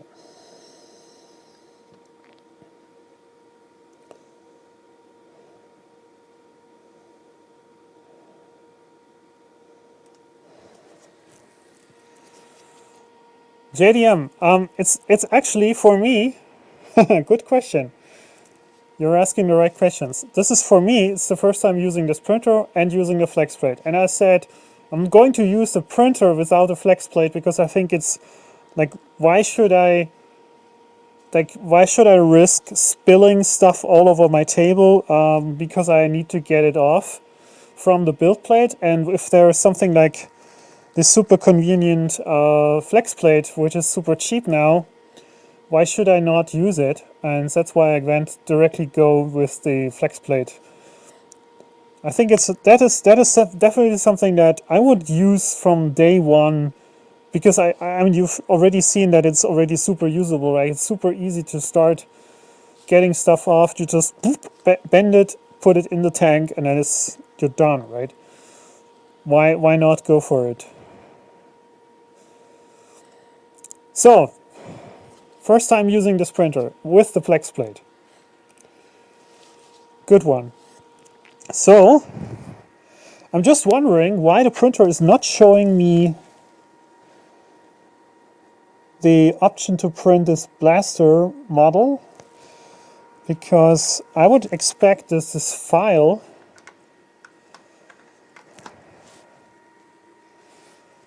should show up as a preview. So I'm just curious, why is it not? The file name is cbddlp, and here we have a CTB, and now it's called, the other one is cdbdlp. I'm just, it's very strange. Let's see what happens if we print that, if we want to print that. So, the strange thing is it's marked red, unknown file format. Why is that an unknown file format? How can this be an unknown file format if the software is brand new?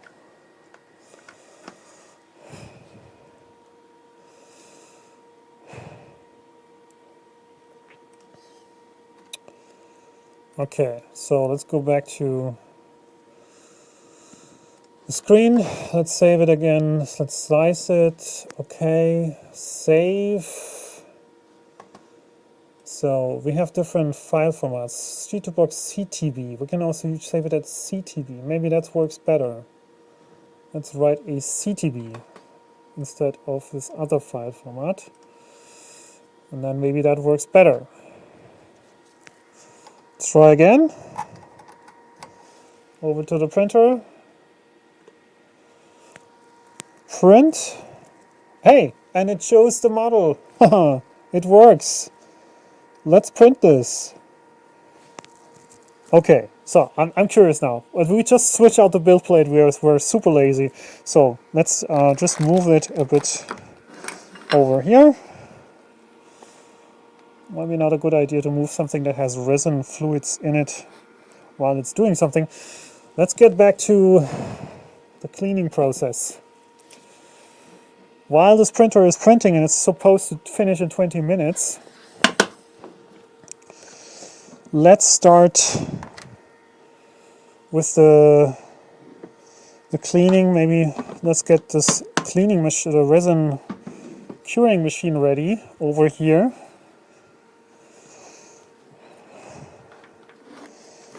So I'm turning this a bit to the side. So we will need power cable.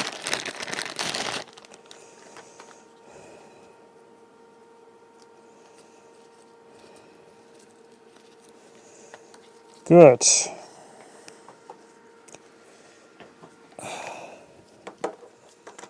Power plugged in.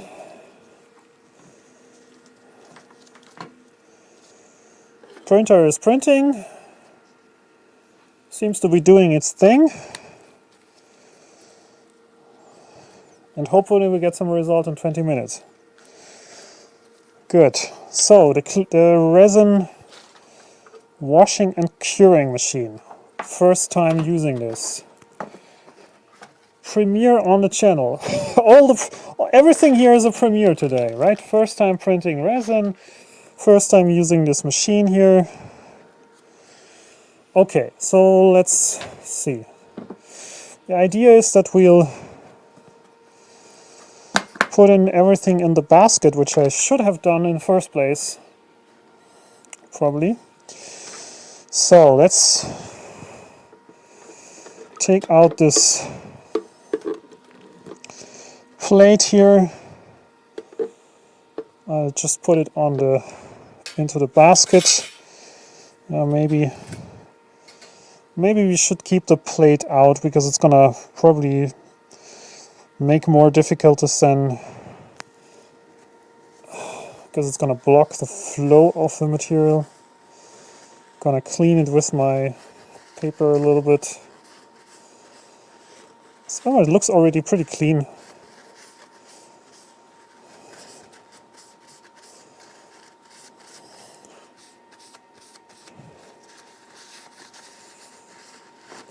That's probably good enough. Let's check it. I mean, that looks pretty clean. And we can still do another round of cleaning later. Yeah. Let's put it here. And our little parts, we can put them into the basket quickly. So they are now in the cleaning machine. So, and I will have another piece of tissue here. You know, you see, I'm very careful handling this stuff, and I don't want to touch anything with resin, uncured resin, because that's going to cause all kinds of issues. The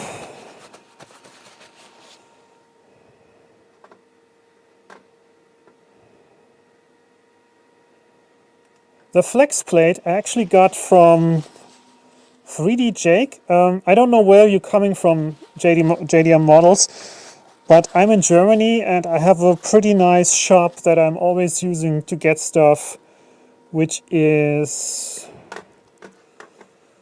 3D Jake. 3D Jake DE or AT. And that's my, I think it's SLA Flex.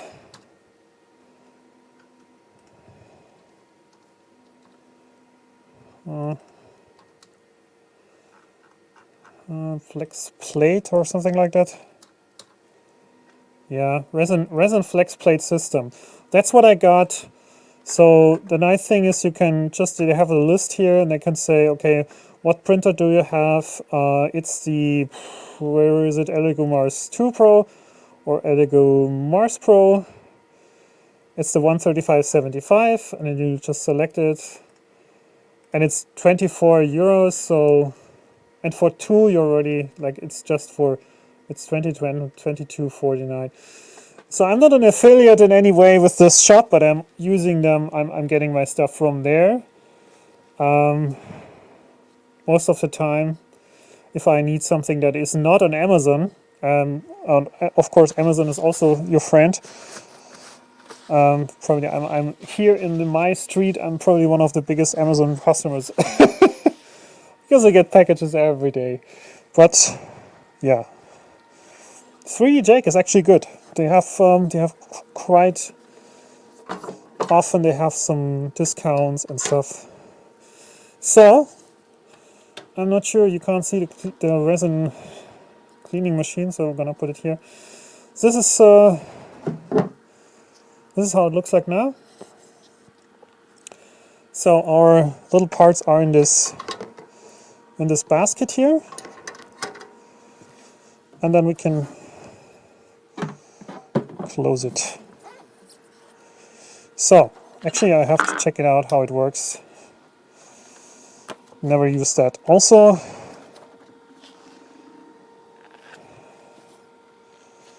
let's see.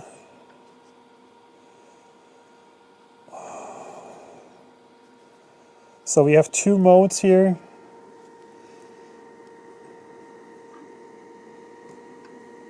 Is it on? Is the power supply working? Ah, there we go. We should have put in the power supply. So, wash mode. How long? Let's wash it for 6 minutes. Go. Oh, you can see it already? Wow, that sounds like a jet engine. That's nice. That's actually nice.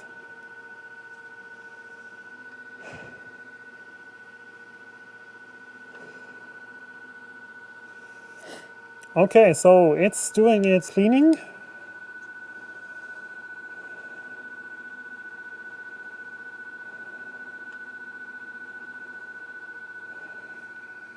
Pretty good. So I'm going to give you the link to the flex plate system here in the chat that I'm using.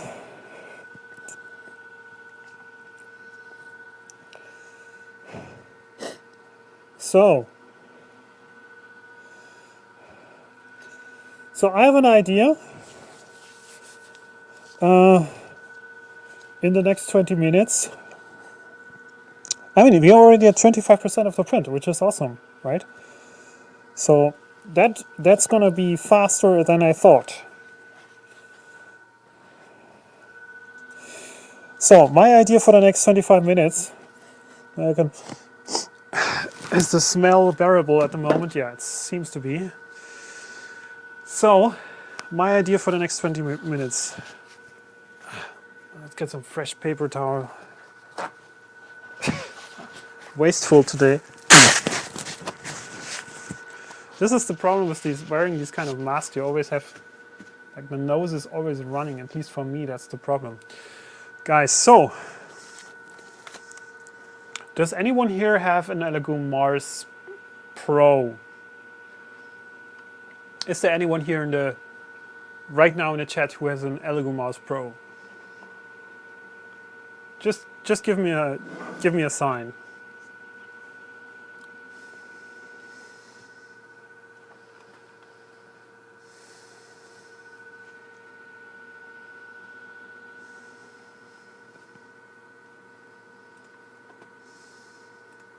I'm gonna ask the question also in the chat now.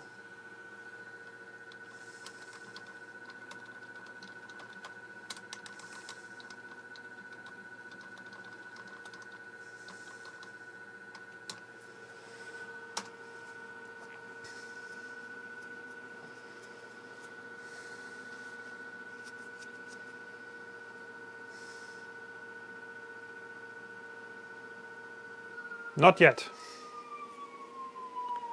Yeah, so the question here was,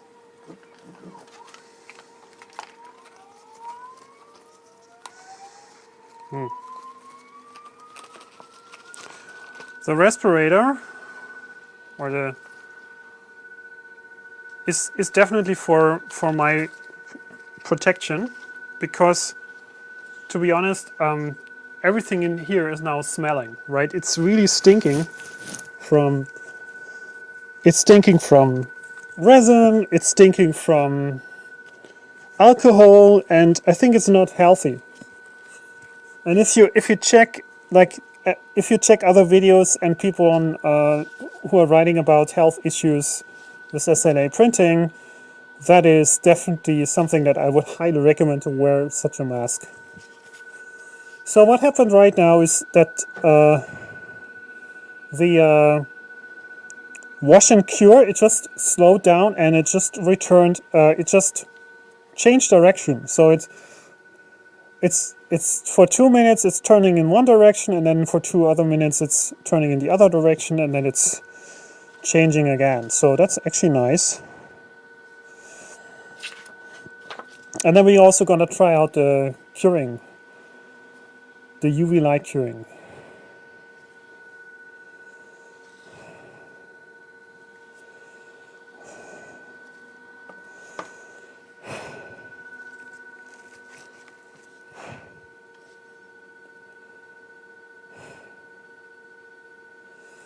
So another question from Pfeiffer. You can reuse the alcohol. Actually, you can use it multiple times. I've also been reading about this, few little bit of videos that I watched. So it seems to be that you can do about 20 prints, 30 prints, 60 prints, a little bit depending on how big the prints are, how much you're actually printing, and you will see the moment when you have to change out the alcohol, when it's when there is rests of resin and they are going to stick on the actual parts that you want to clean. So if you see that happening, it seems to be the moment where you have to change it out. But you can clean the alcohol, you can filter it, you can basically make it, you can reuse it, and you don't have to waste it and throw it away. So I have just recently found a little bit of a guide. Jen can bring it up. Unfortunately, it was if you're not speaking German, this you might have to look for it. But I found a video guide that is, where is it?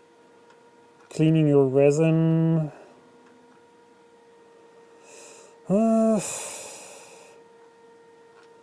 Let me find it for you, because I was really interested. Reclaiming SLA IPA. Yeah, here we go. This was one link. This was one video I've watched, and this was another video that was in German. The first one is actually in English, and the other one is in German. So these two guys, they have explained it pretty well, how to clean your alcohol so you can reuse it and get rid of the rest of resin in there. You need some filters. It's also messy, it's a messy process. Everything is messy. Everything with this whole thing is messy. So it seems to be that the wash and cure is done. So let's get our parts out. How do I do this? Let me put some paper here. Okay.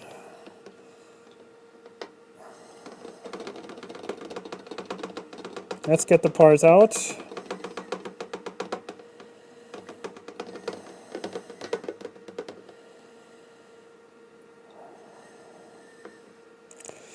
Okay.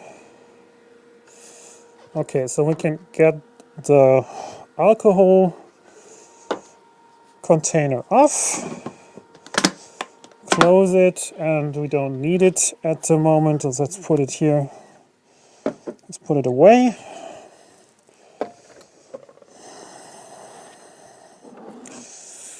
So the next thing this is a little of the turning wheel or a turning plate turntable that is like put on the motor here. That was just spinning the little propeller inside of the washing box. Now this is going to turn into a turntable motor, and then we're going to put our little parts on this turntable. And still, it's still not safe.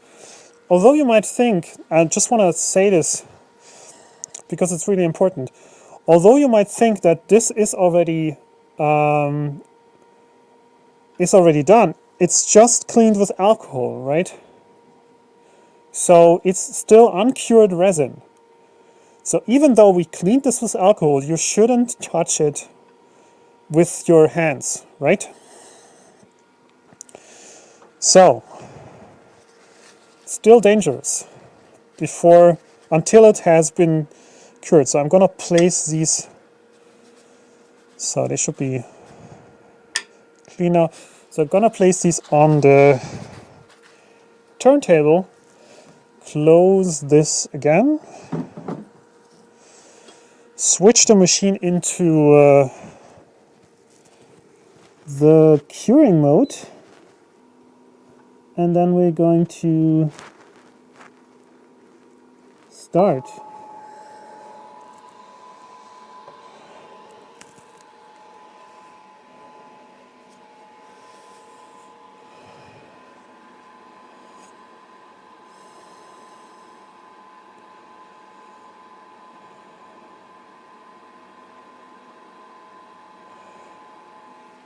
So,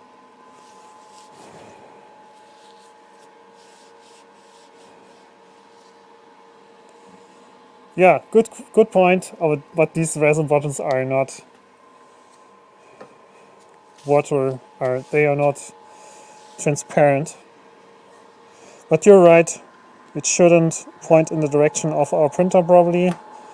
So let's turn it away a little bit so it doesn't light here in this direction. Although I think it's probably going to be proof here. This is not going to let any light in. But yeah.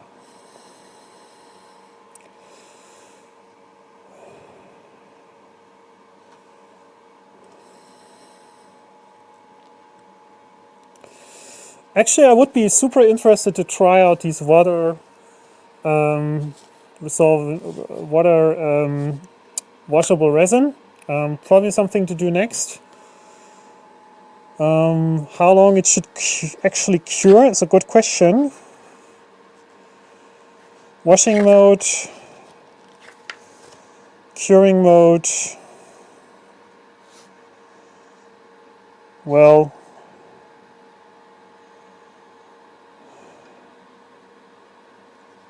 two minutes. It says something about 2 minutes to 4 minutes to 6 minutes, depending on the size of the thing. I mean, it probably doesn't hurt to do it for 4 minutes. Then let's just do it for 4, and then we'll see. Good. Let's have a closer look at our printer. It's at 75%. So we're getting close. 70% of our little Mandalorian test model.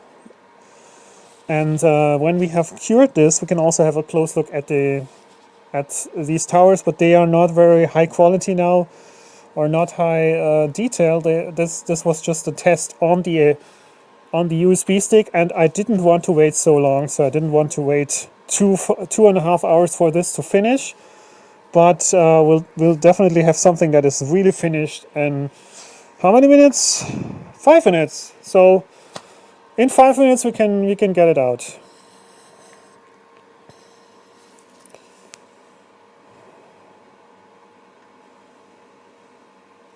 There's a lots of trial and error. definitely. But honestly, I mean, do you see any FDM printer that doesn't require any trial and error? It's it's not so much different, to be honest. Like the things not sticking to the build plate, or printers creating spaghetti. As there's so much things happening in that direction.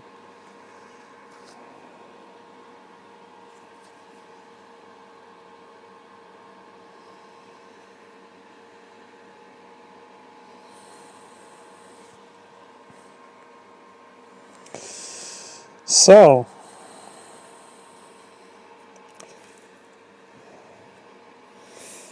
do you have any more questions, my friends?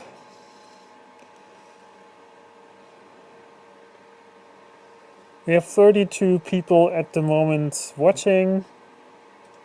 We're waiting for last minutes to pass by for the Mandalorian to finish.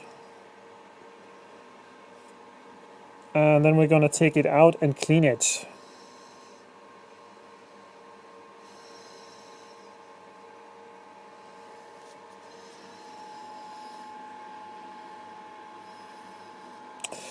In the meanwhile, what I will try to get more alcohol in here, a little more. I have a second bottle actually, so let's put in a little more alcohol, because I also, in the end, I want to clean the rest, right? I want to clean out the, basically the print plate and also the tank. I'm not sure, probably we have to clean everything. And that will only work if we have some bigger tank where we can actually clean it. So let's have a little more in here.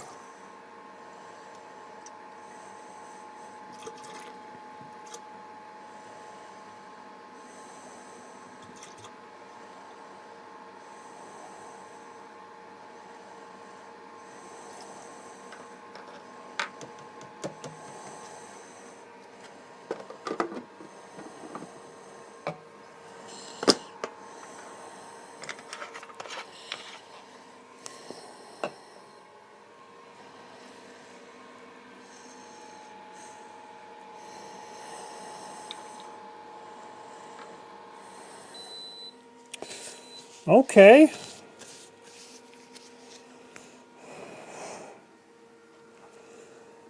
Let's see.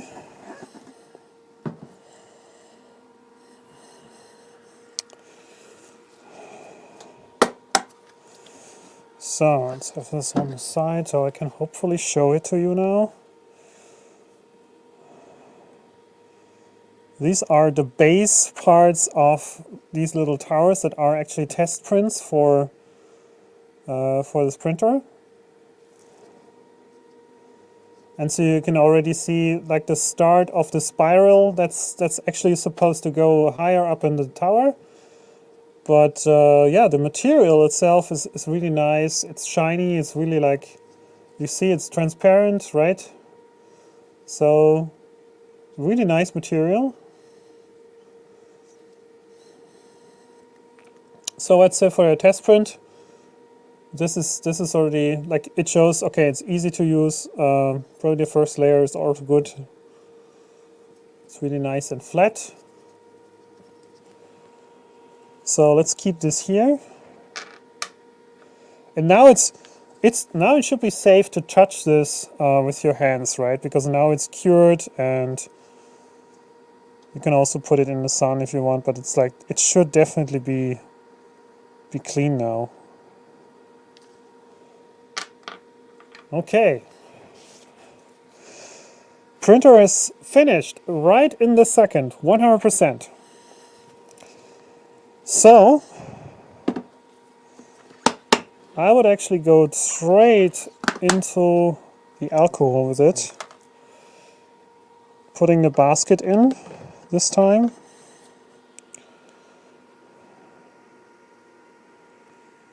Wow. Did this work at all? I have no idea.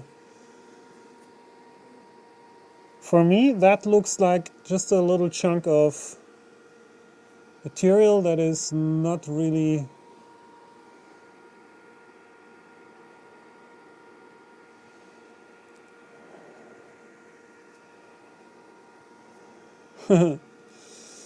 That doesn't look like a Mandalorian. I'm not sure what this... I mean, maybe I'm wrong. Maybe this is just so small.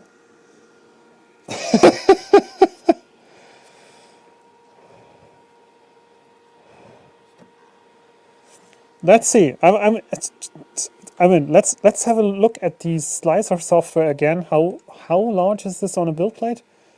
Doesn't look like...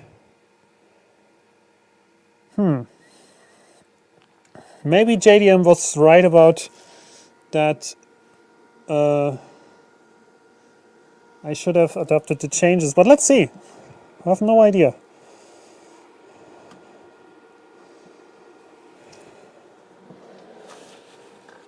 I mean, there's something here, but it seems like it's not really a Mandalorian. I'm not sure.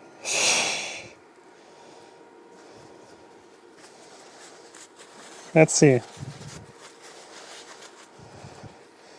I'm going to take the build plate off and put it carefully into this alcohol bin.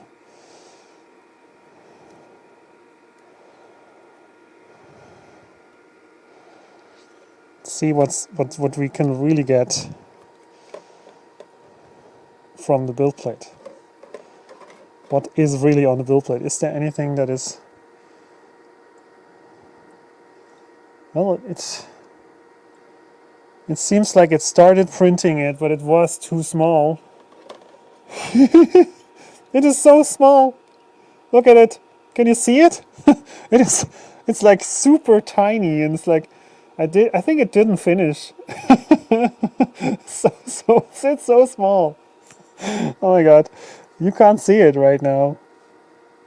I will try to show it to you, but it's like it doesn't really look like a Mandalorian. Oh my god. This is hilarious. Oh my god, I don't want to break it. Oh, it's tiny. So tiny. Like, can you even tell that it's... No, it's super tiny. It's so tiny. It's probably going to fall through this grid of this basket. So I'll probably have to leave the build plate on in the basket so it doesn't, like, it does float around. So it's probably so small it's going to... Oh my god.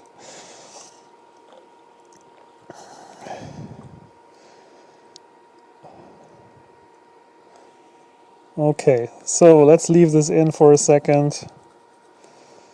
Another thing that I want to do now is to also clean the rest of the print head, or how would you call this? The Z-axis frame part that holds the build plate.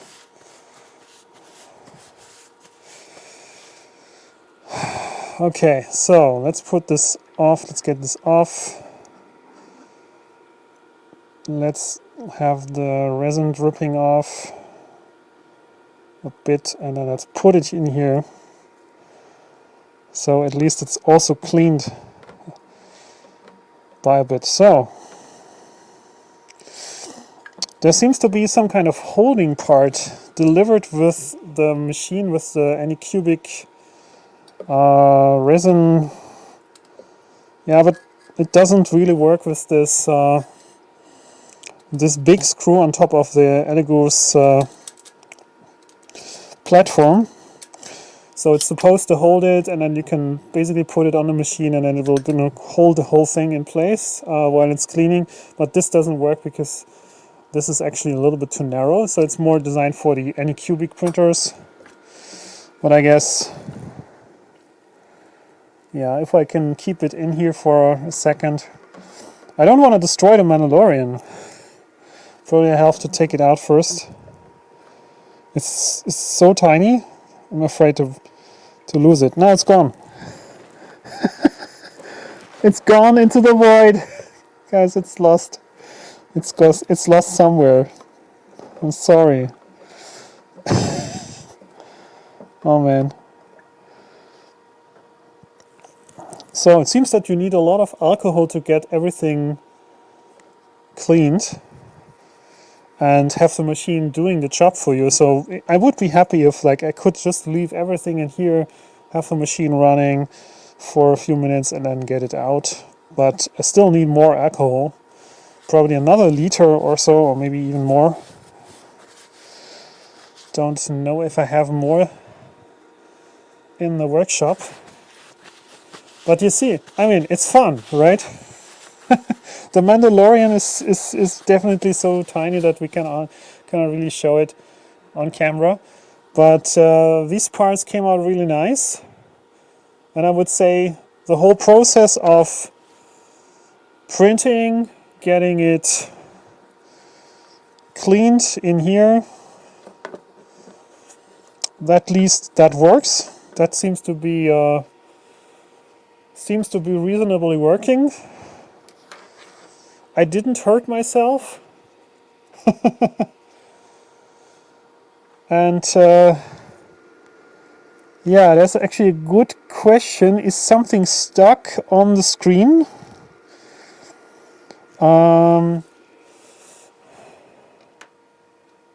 Let me check.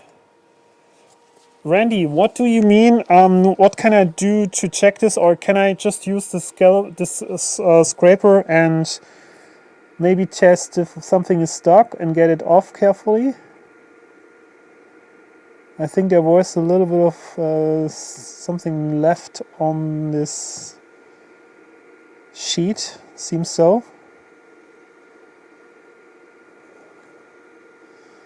Yeah, you have been right. There was a little bit of cured resin or half cured resin on this build plate. Maybe that's the other half of our Mandalorian, so I'm gonna put it in here real quick. And then we'll need to get the resin back into the resin tank.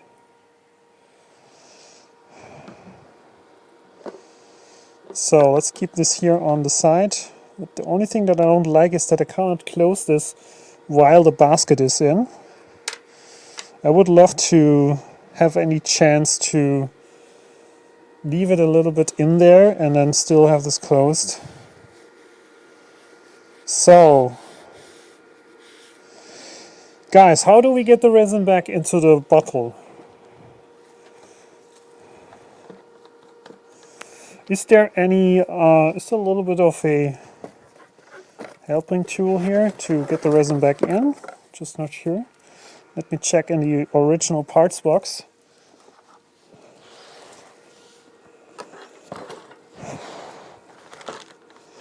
There is a resin filter in here. There seems to be some filters in here. But yeah, I'm not sure if this is gonna work. This is definitely, the question is it enough to get it in, or do I need another tool here? I'm not sure. I probably need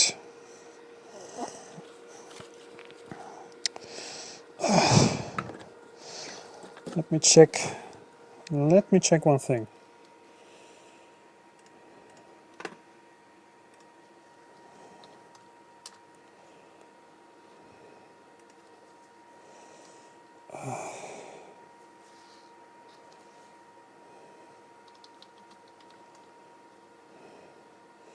So what I can check if I have a funnel in the workshop, so I could get the resin back in and filter it at the same time.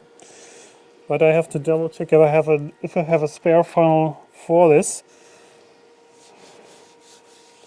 Yeah, I'm not sure if I can do it just by holding it this way. I think a funnel would be a better tool for this. and I can check if I have one. I can also try to get it first into this little thing here, which is a little bit easier maybe, and then to put it into the bottle. We can try that, but I will definitely do some precautions. I'm gonna add some more paper here on the table, so if I spill anything over, I can definitely clean it up a little bit easier. So let's get this tank off.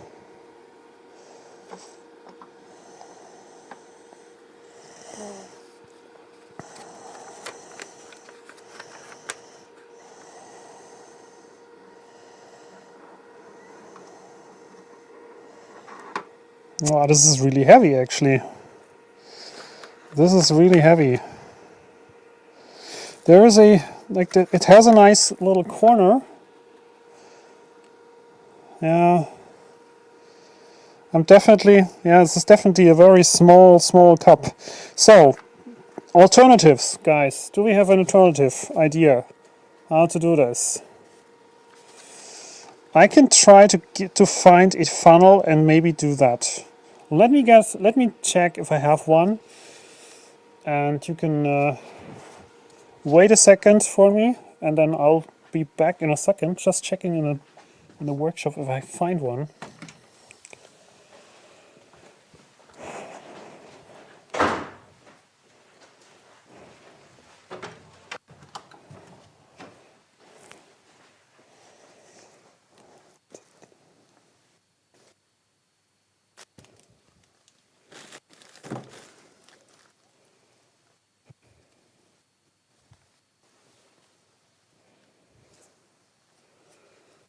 Oh, I'm not lucky. It's probably in the garage.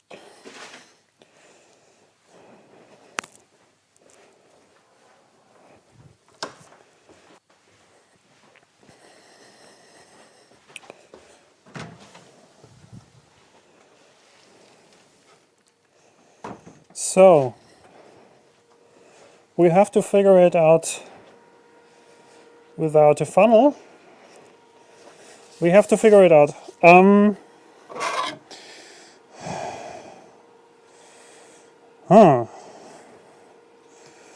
It's not gonna work probably. Okay, let's try it. Let's try it without a funnel. It's a bit risky. The question is, do I need to use the filter, or can I risk just putting it in without the filter? That is my question here. Can I just go without the funnel and without the filter? So let's turn off the printer. It's quite noisy.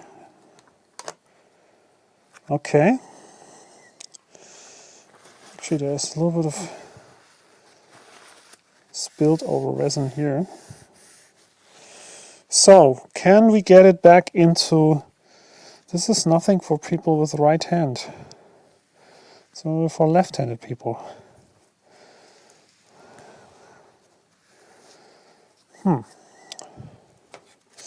So I can try to get this in.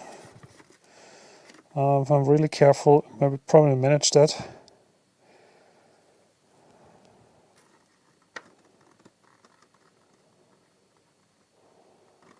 Then we will lift it up a bit. It might actually work.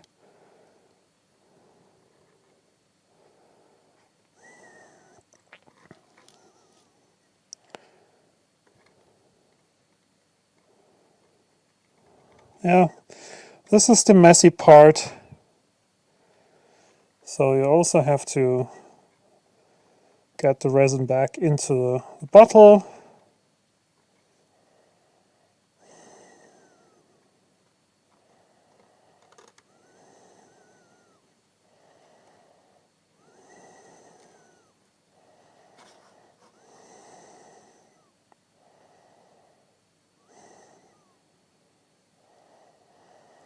So then also, of course, unavoidable, got some some waste here, so this filter is then something to throw away. And then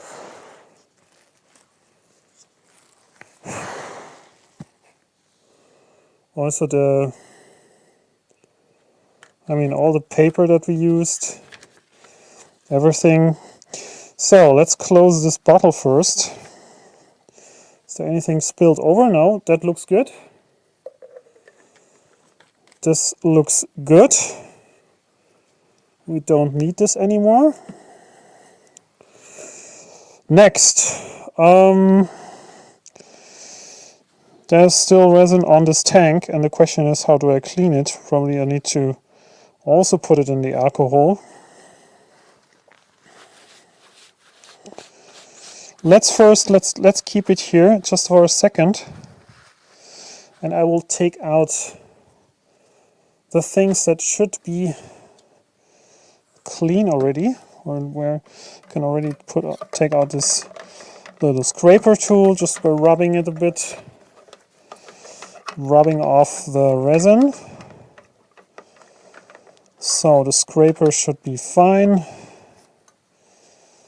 Come out. You see, I mean, you're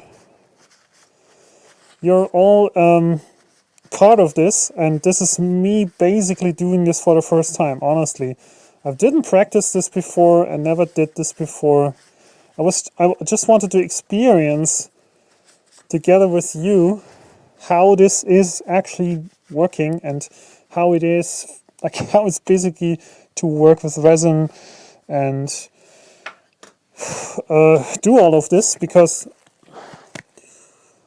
I didn't have any kind of imagination, like is it going to be super difficult, is it going to be awful, am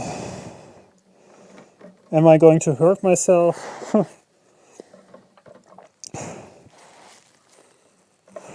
Well, this thing is killing me.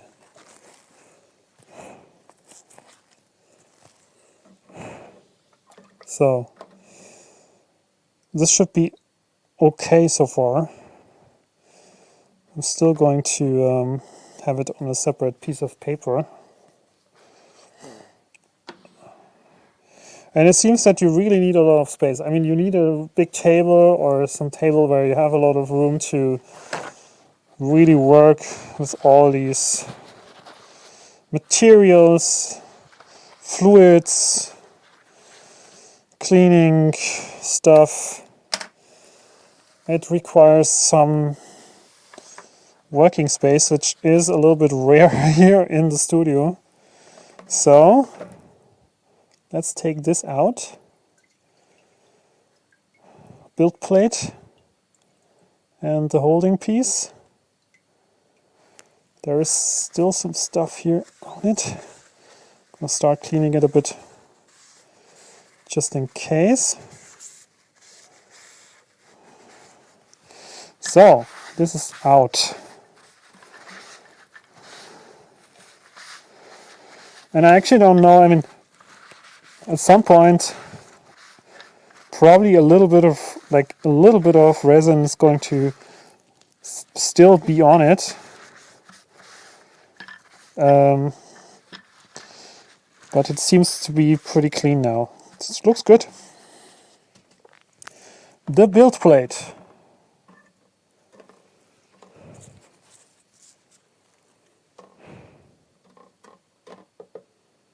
Okay, pour some IPA in your vat and use a clean towel to clean the vat and fab. Yeah, good idea actually. But then I would throw away the towel, right? I mean, your paper towel. Okay, this is the build plate. Also clean that thoroughly.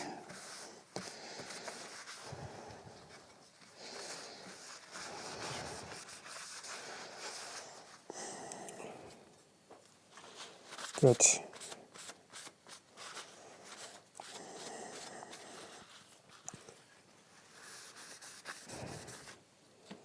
This looks okay, I would say. Pretty clean.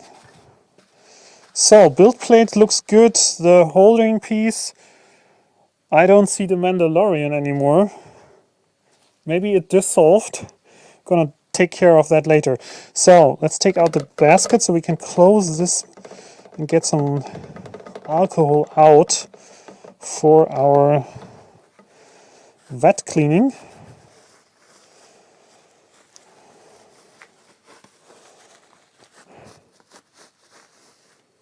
Oh man, this is messy. I mean, this is really, and this is like, alcohol is actually quite,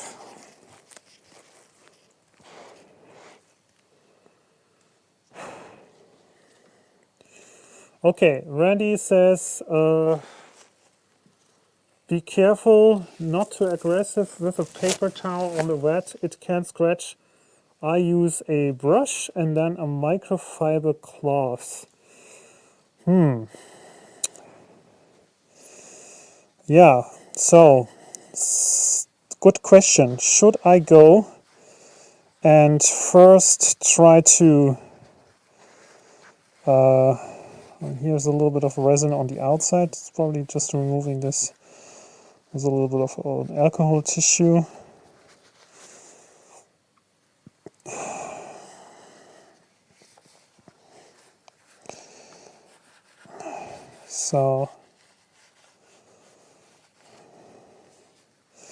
So guys, or what is, can we also, or is it an option to just put it in and just like put it into the container and then have it, shake it a little bit in the container? I could also put this in and then basically shake it, or is it better to just try to, I mean, there's still some resin here. We can probably pour that into the, I think it should be good to put that back. It's a little bit too much for my taste. So I would actually try to put this rest also into the bottle, because it's still quite some resin in here. It has collected in one corner. The more we can get out, probably the better. And so we don't have to clean it.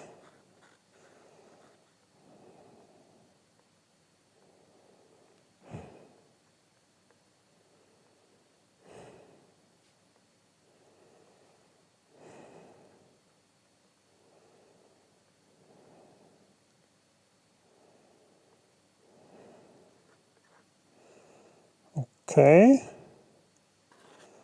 Yeah, there was still some reasonable amount left. Let's see. Okay, let's put this on. Good.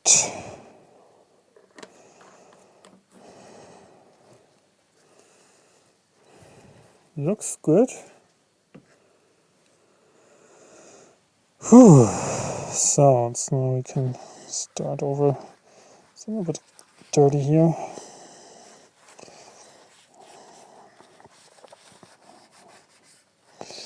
So what I can do now is I can do a little bit of alcohol in here. We have this little can here.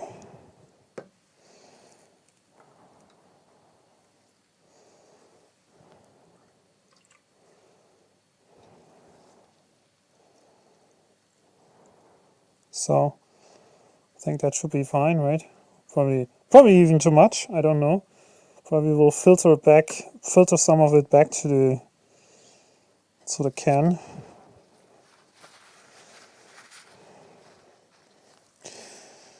Let's have it here. Is it too much?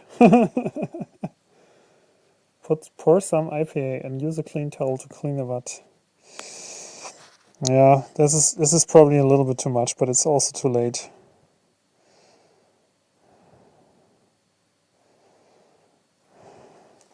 I can get a soft towel that is really, really soft, and then we can use that.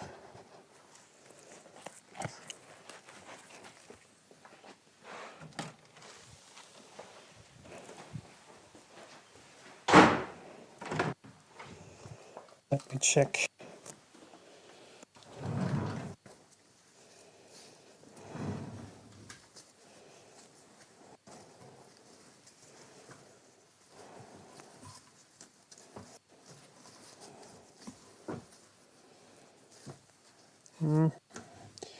These are all probably not useful.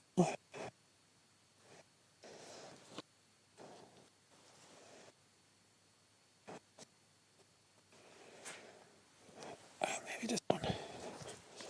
This looks good.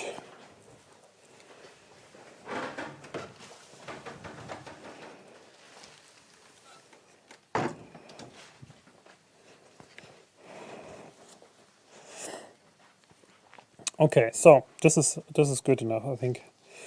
Good. Let's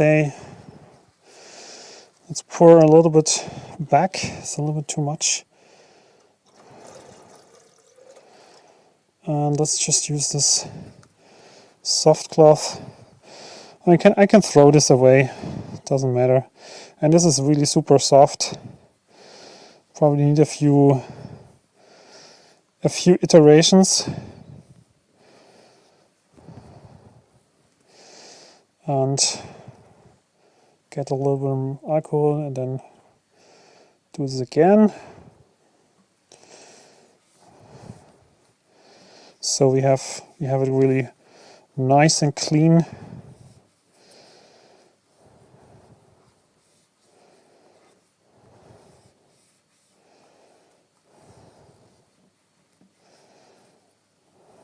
Okay.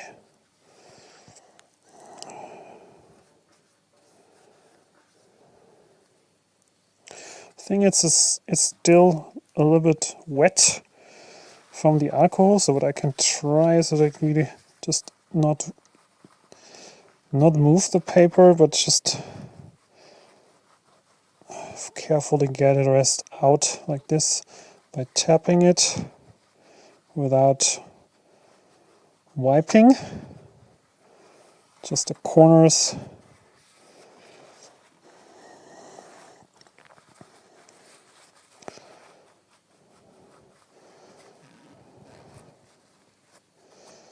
Okay.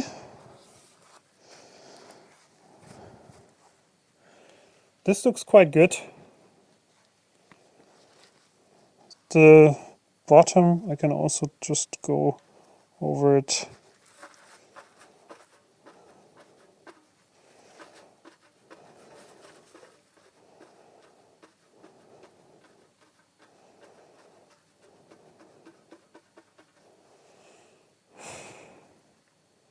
I mean, it doesn't really look clean for me. That's the thing. I don't know if you can see this, but it's a little bit like foggy.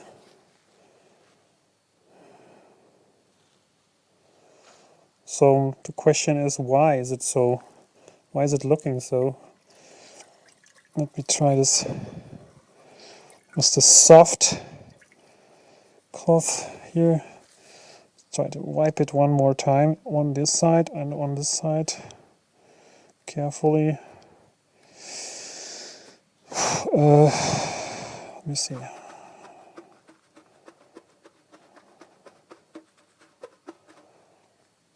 So let's see if we can get it a little bit better, a little bit less foggy. Or is this maybe an effect that's going to be like anyways over time it's going to be a little bit dirtier and dirtier, and then you have to replace it. To me it doesn't really look perfectly clean. That is the strange part.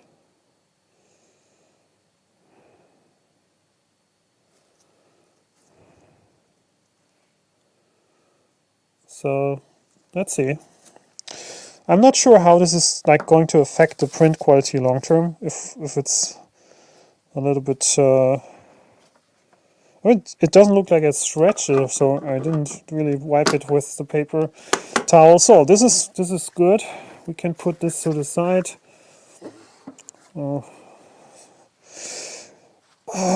So what's left? I think we can basically throw this old thing away. Have this resting on the side maybe, so it can a little bit fume away. Build plate, last check. It's still sticking well, so the magnetic part is still on and looks fine. Looks also quite clean to me. The magnetic build plate came out nice and clean.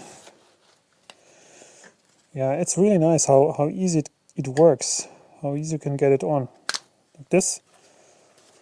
That's it.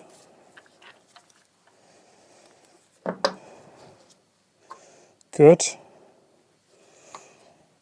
A little bit of alcohol left.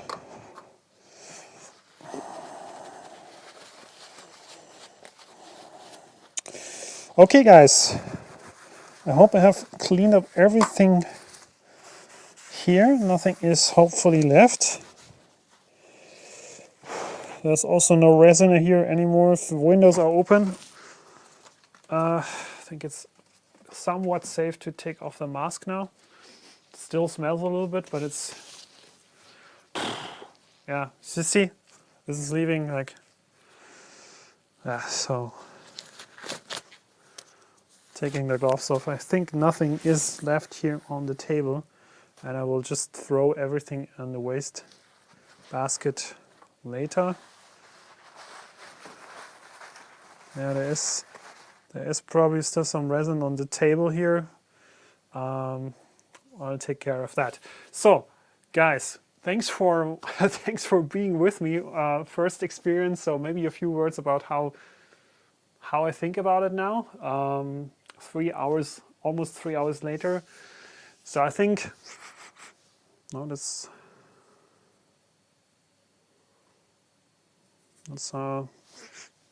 okay. So I would say the whole process, it's manageable, but it's nasty. So you have all these fluids, you have resin, you need to wear protection gloves, you need a mask. Things are going to spill maybe if you're not careful. I think that definitely what really helped is the flex plate. So getting off the parts a little bit easier, not having to plop them into something fluid is probably also quite helpful.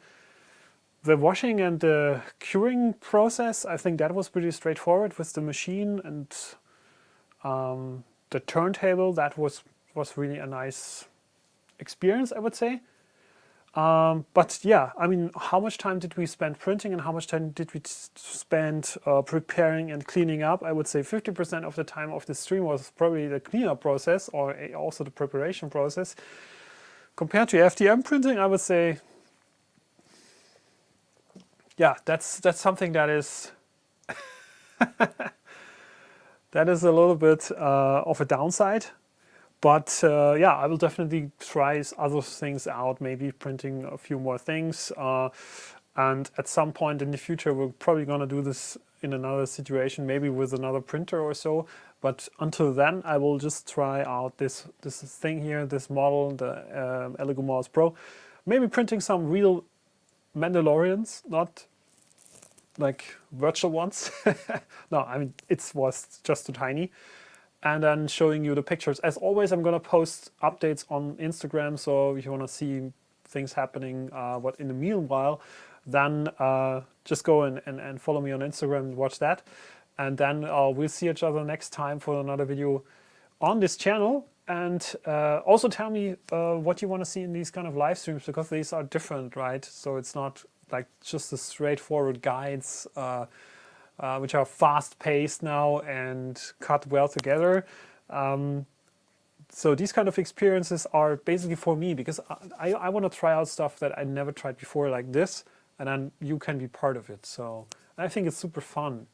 It's super fun to have everyone in the chat and then people asking questions.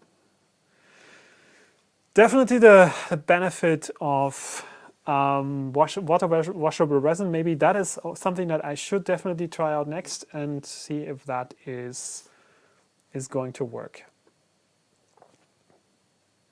It was a micro mantle, and it's probably somewhere in the IPA basket, but let's see. It was just so tiny. With the proper equipment, the process is not too bad. Yeah, I mean, I think the studio situation here is probably not the best situation to do this. A workshop with the right table, not with some super expensive cameras around and like all this. This is probably not the right situation to do this long term. Okay, so I would say with that, I'd end the stream, and we'll meet another time on this channel for another live stream or another video. Go to the Discord channel and come join us there discussing stuff that you enjoy. I'm just gonna briefly copy the link back into the chat. And question by Court, the SKR2 yet? I did get the SKR2, yes, but not the fixed version. I've just got an email today again, which is a follow-up email on the other email that I got last week, that they are now sending out proper SKR2 boards to everyone who is in the test group, which have fixed, I think it was MOSFETs that was some kind of issue. I think it was some kind of a parts issue that they had, and they fixed it quickly, which I appreciate. So they quickly try to get around the problem, get everyone back using that. So now they are sending out new versions to everyone who bought one, and also to the testers. And probably in a few weeks I can really make the videos. It depends when this is arriving. So that's about that. And yeah, see you next time.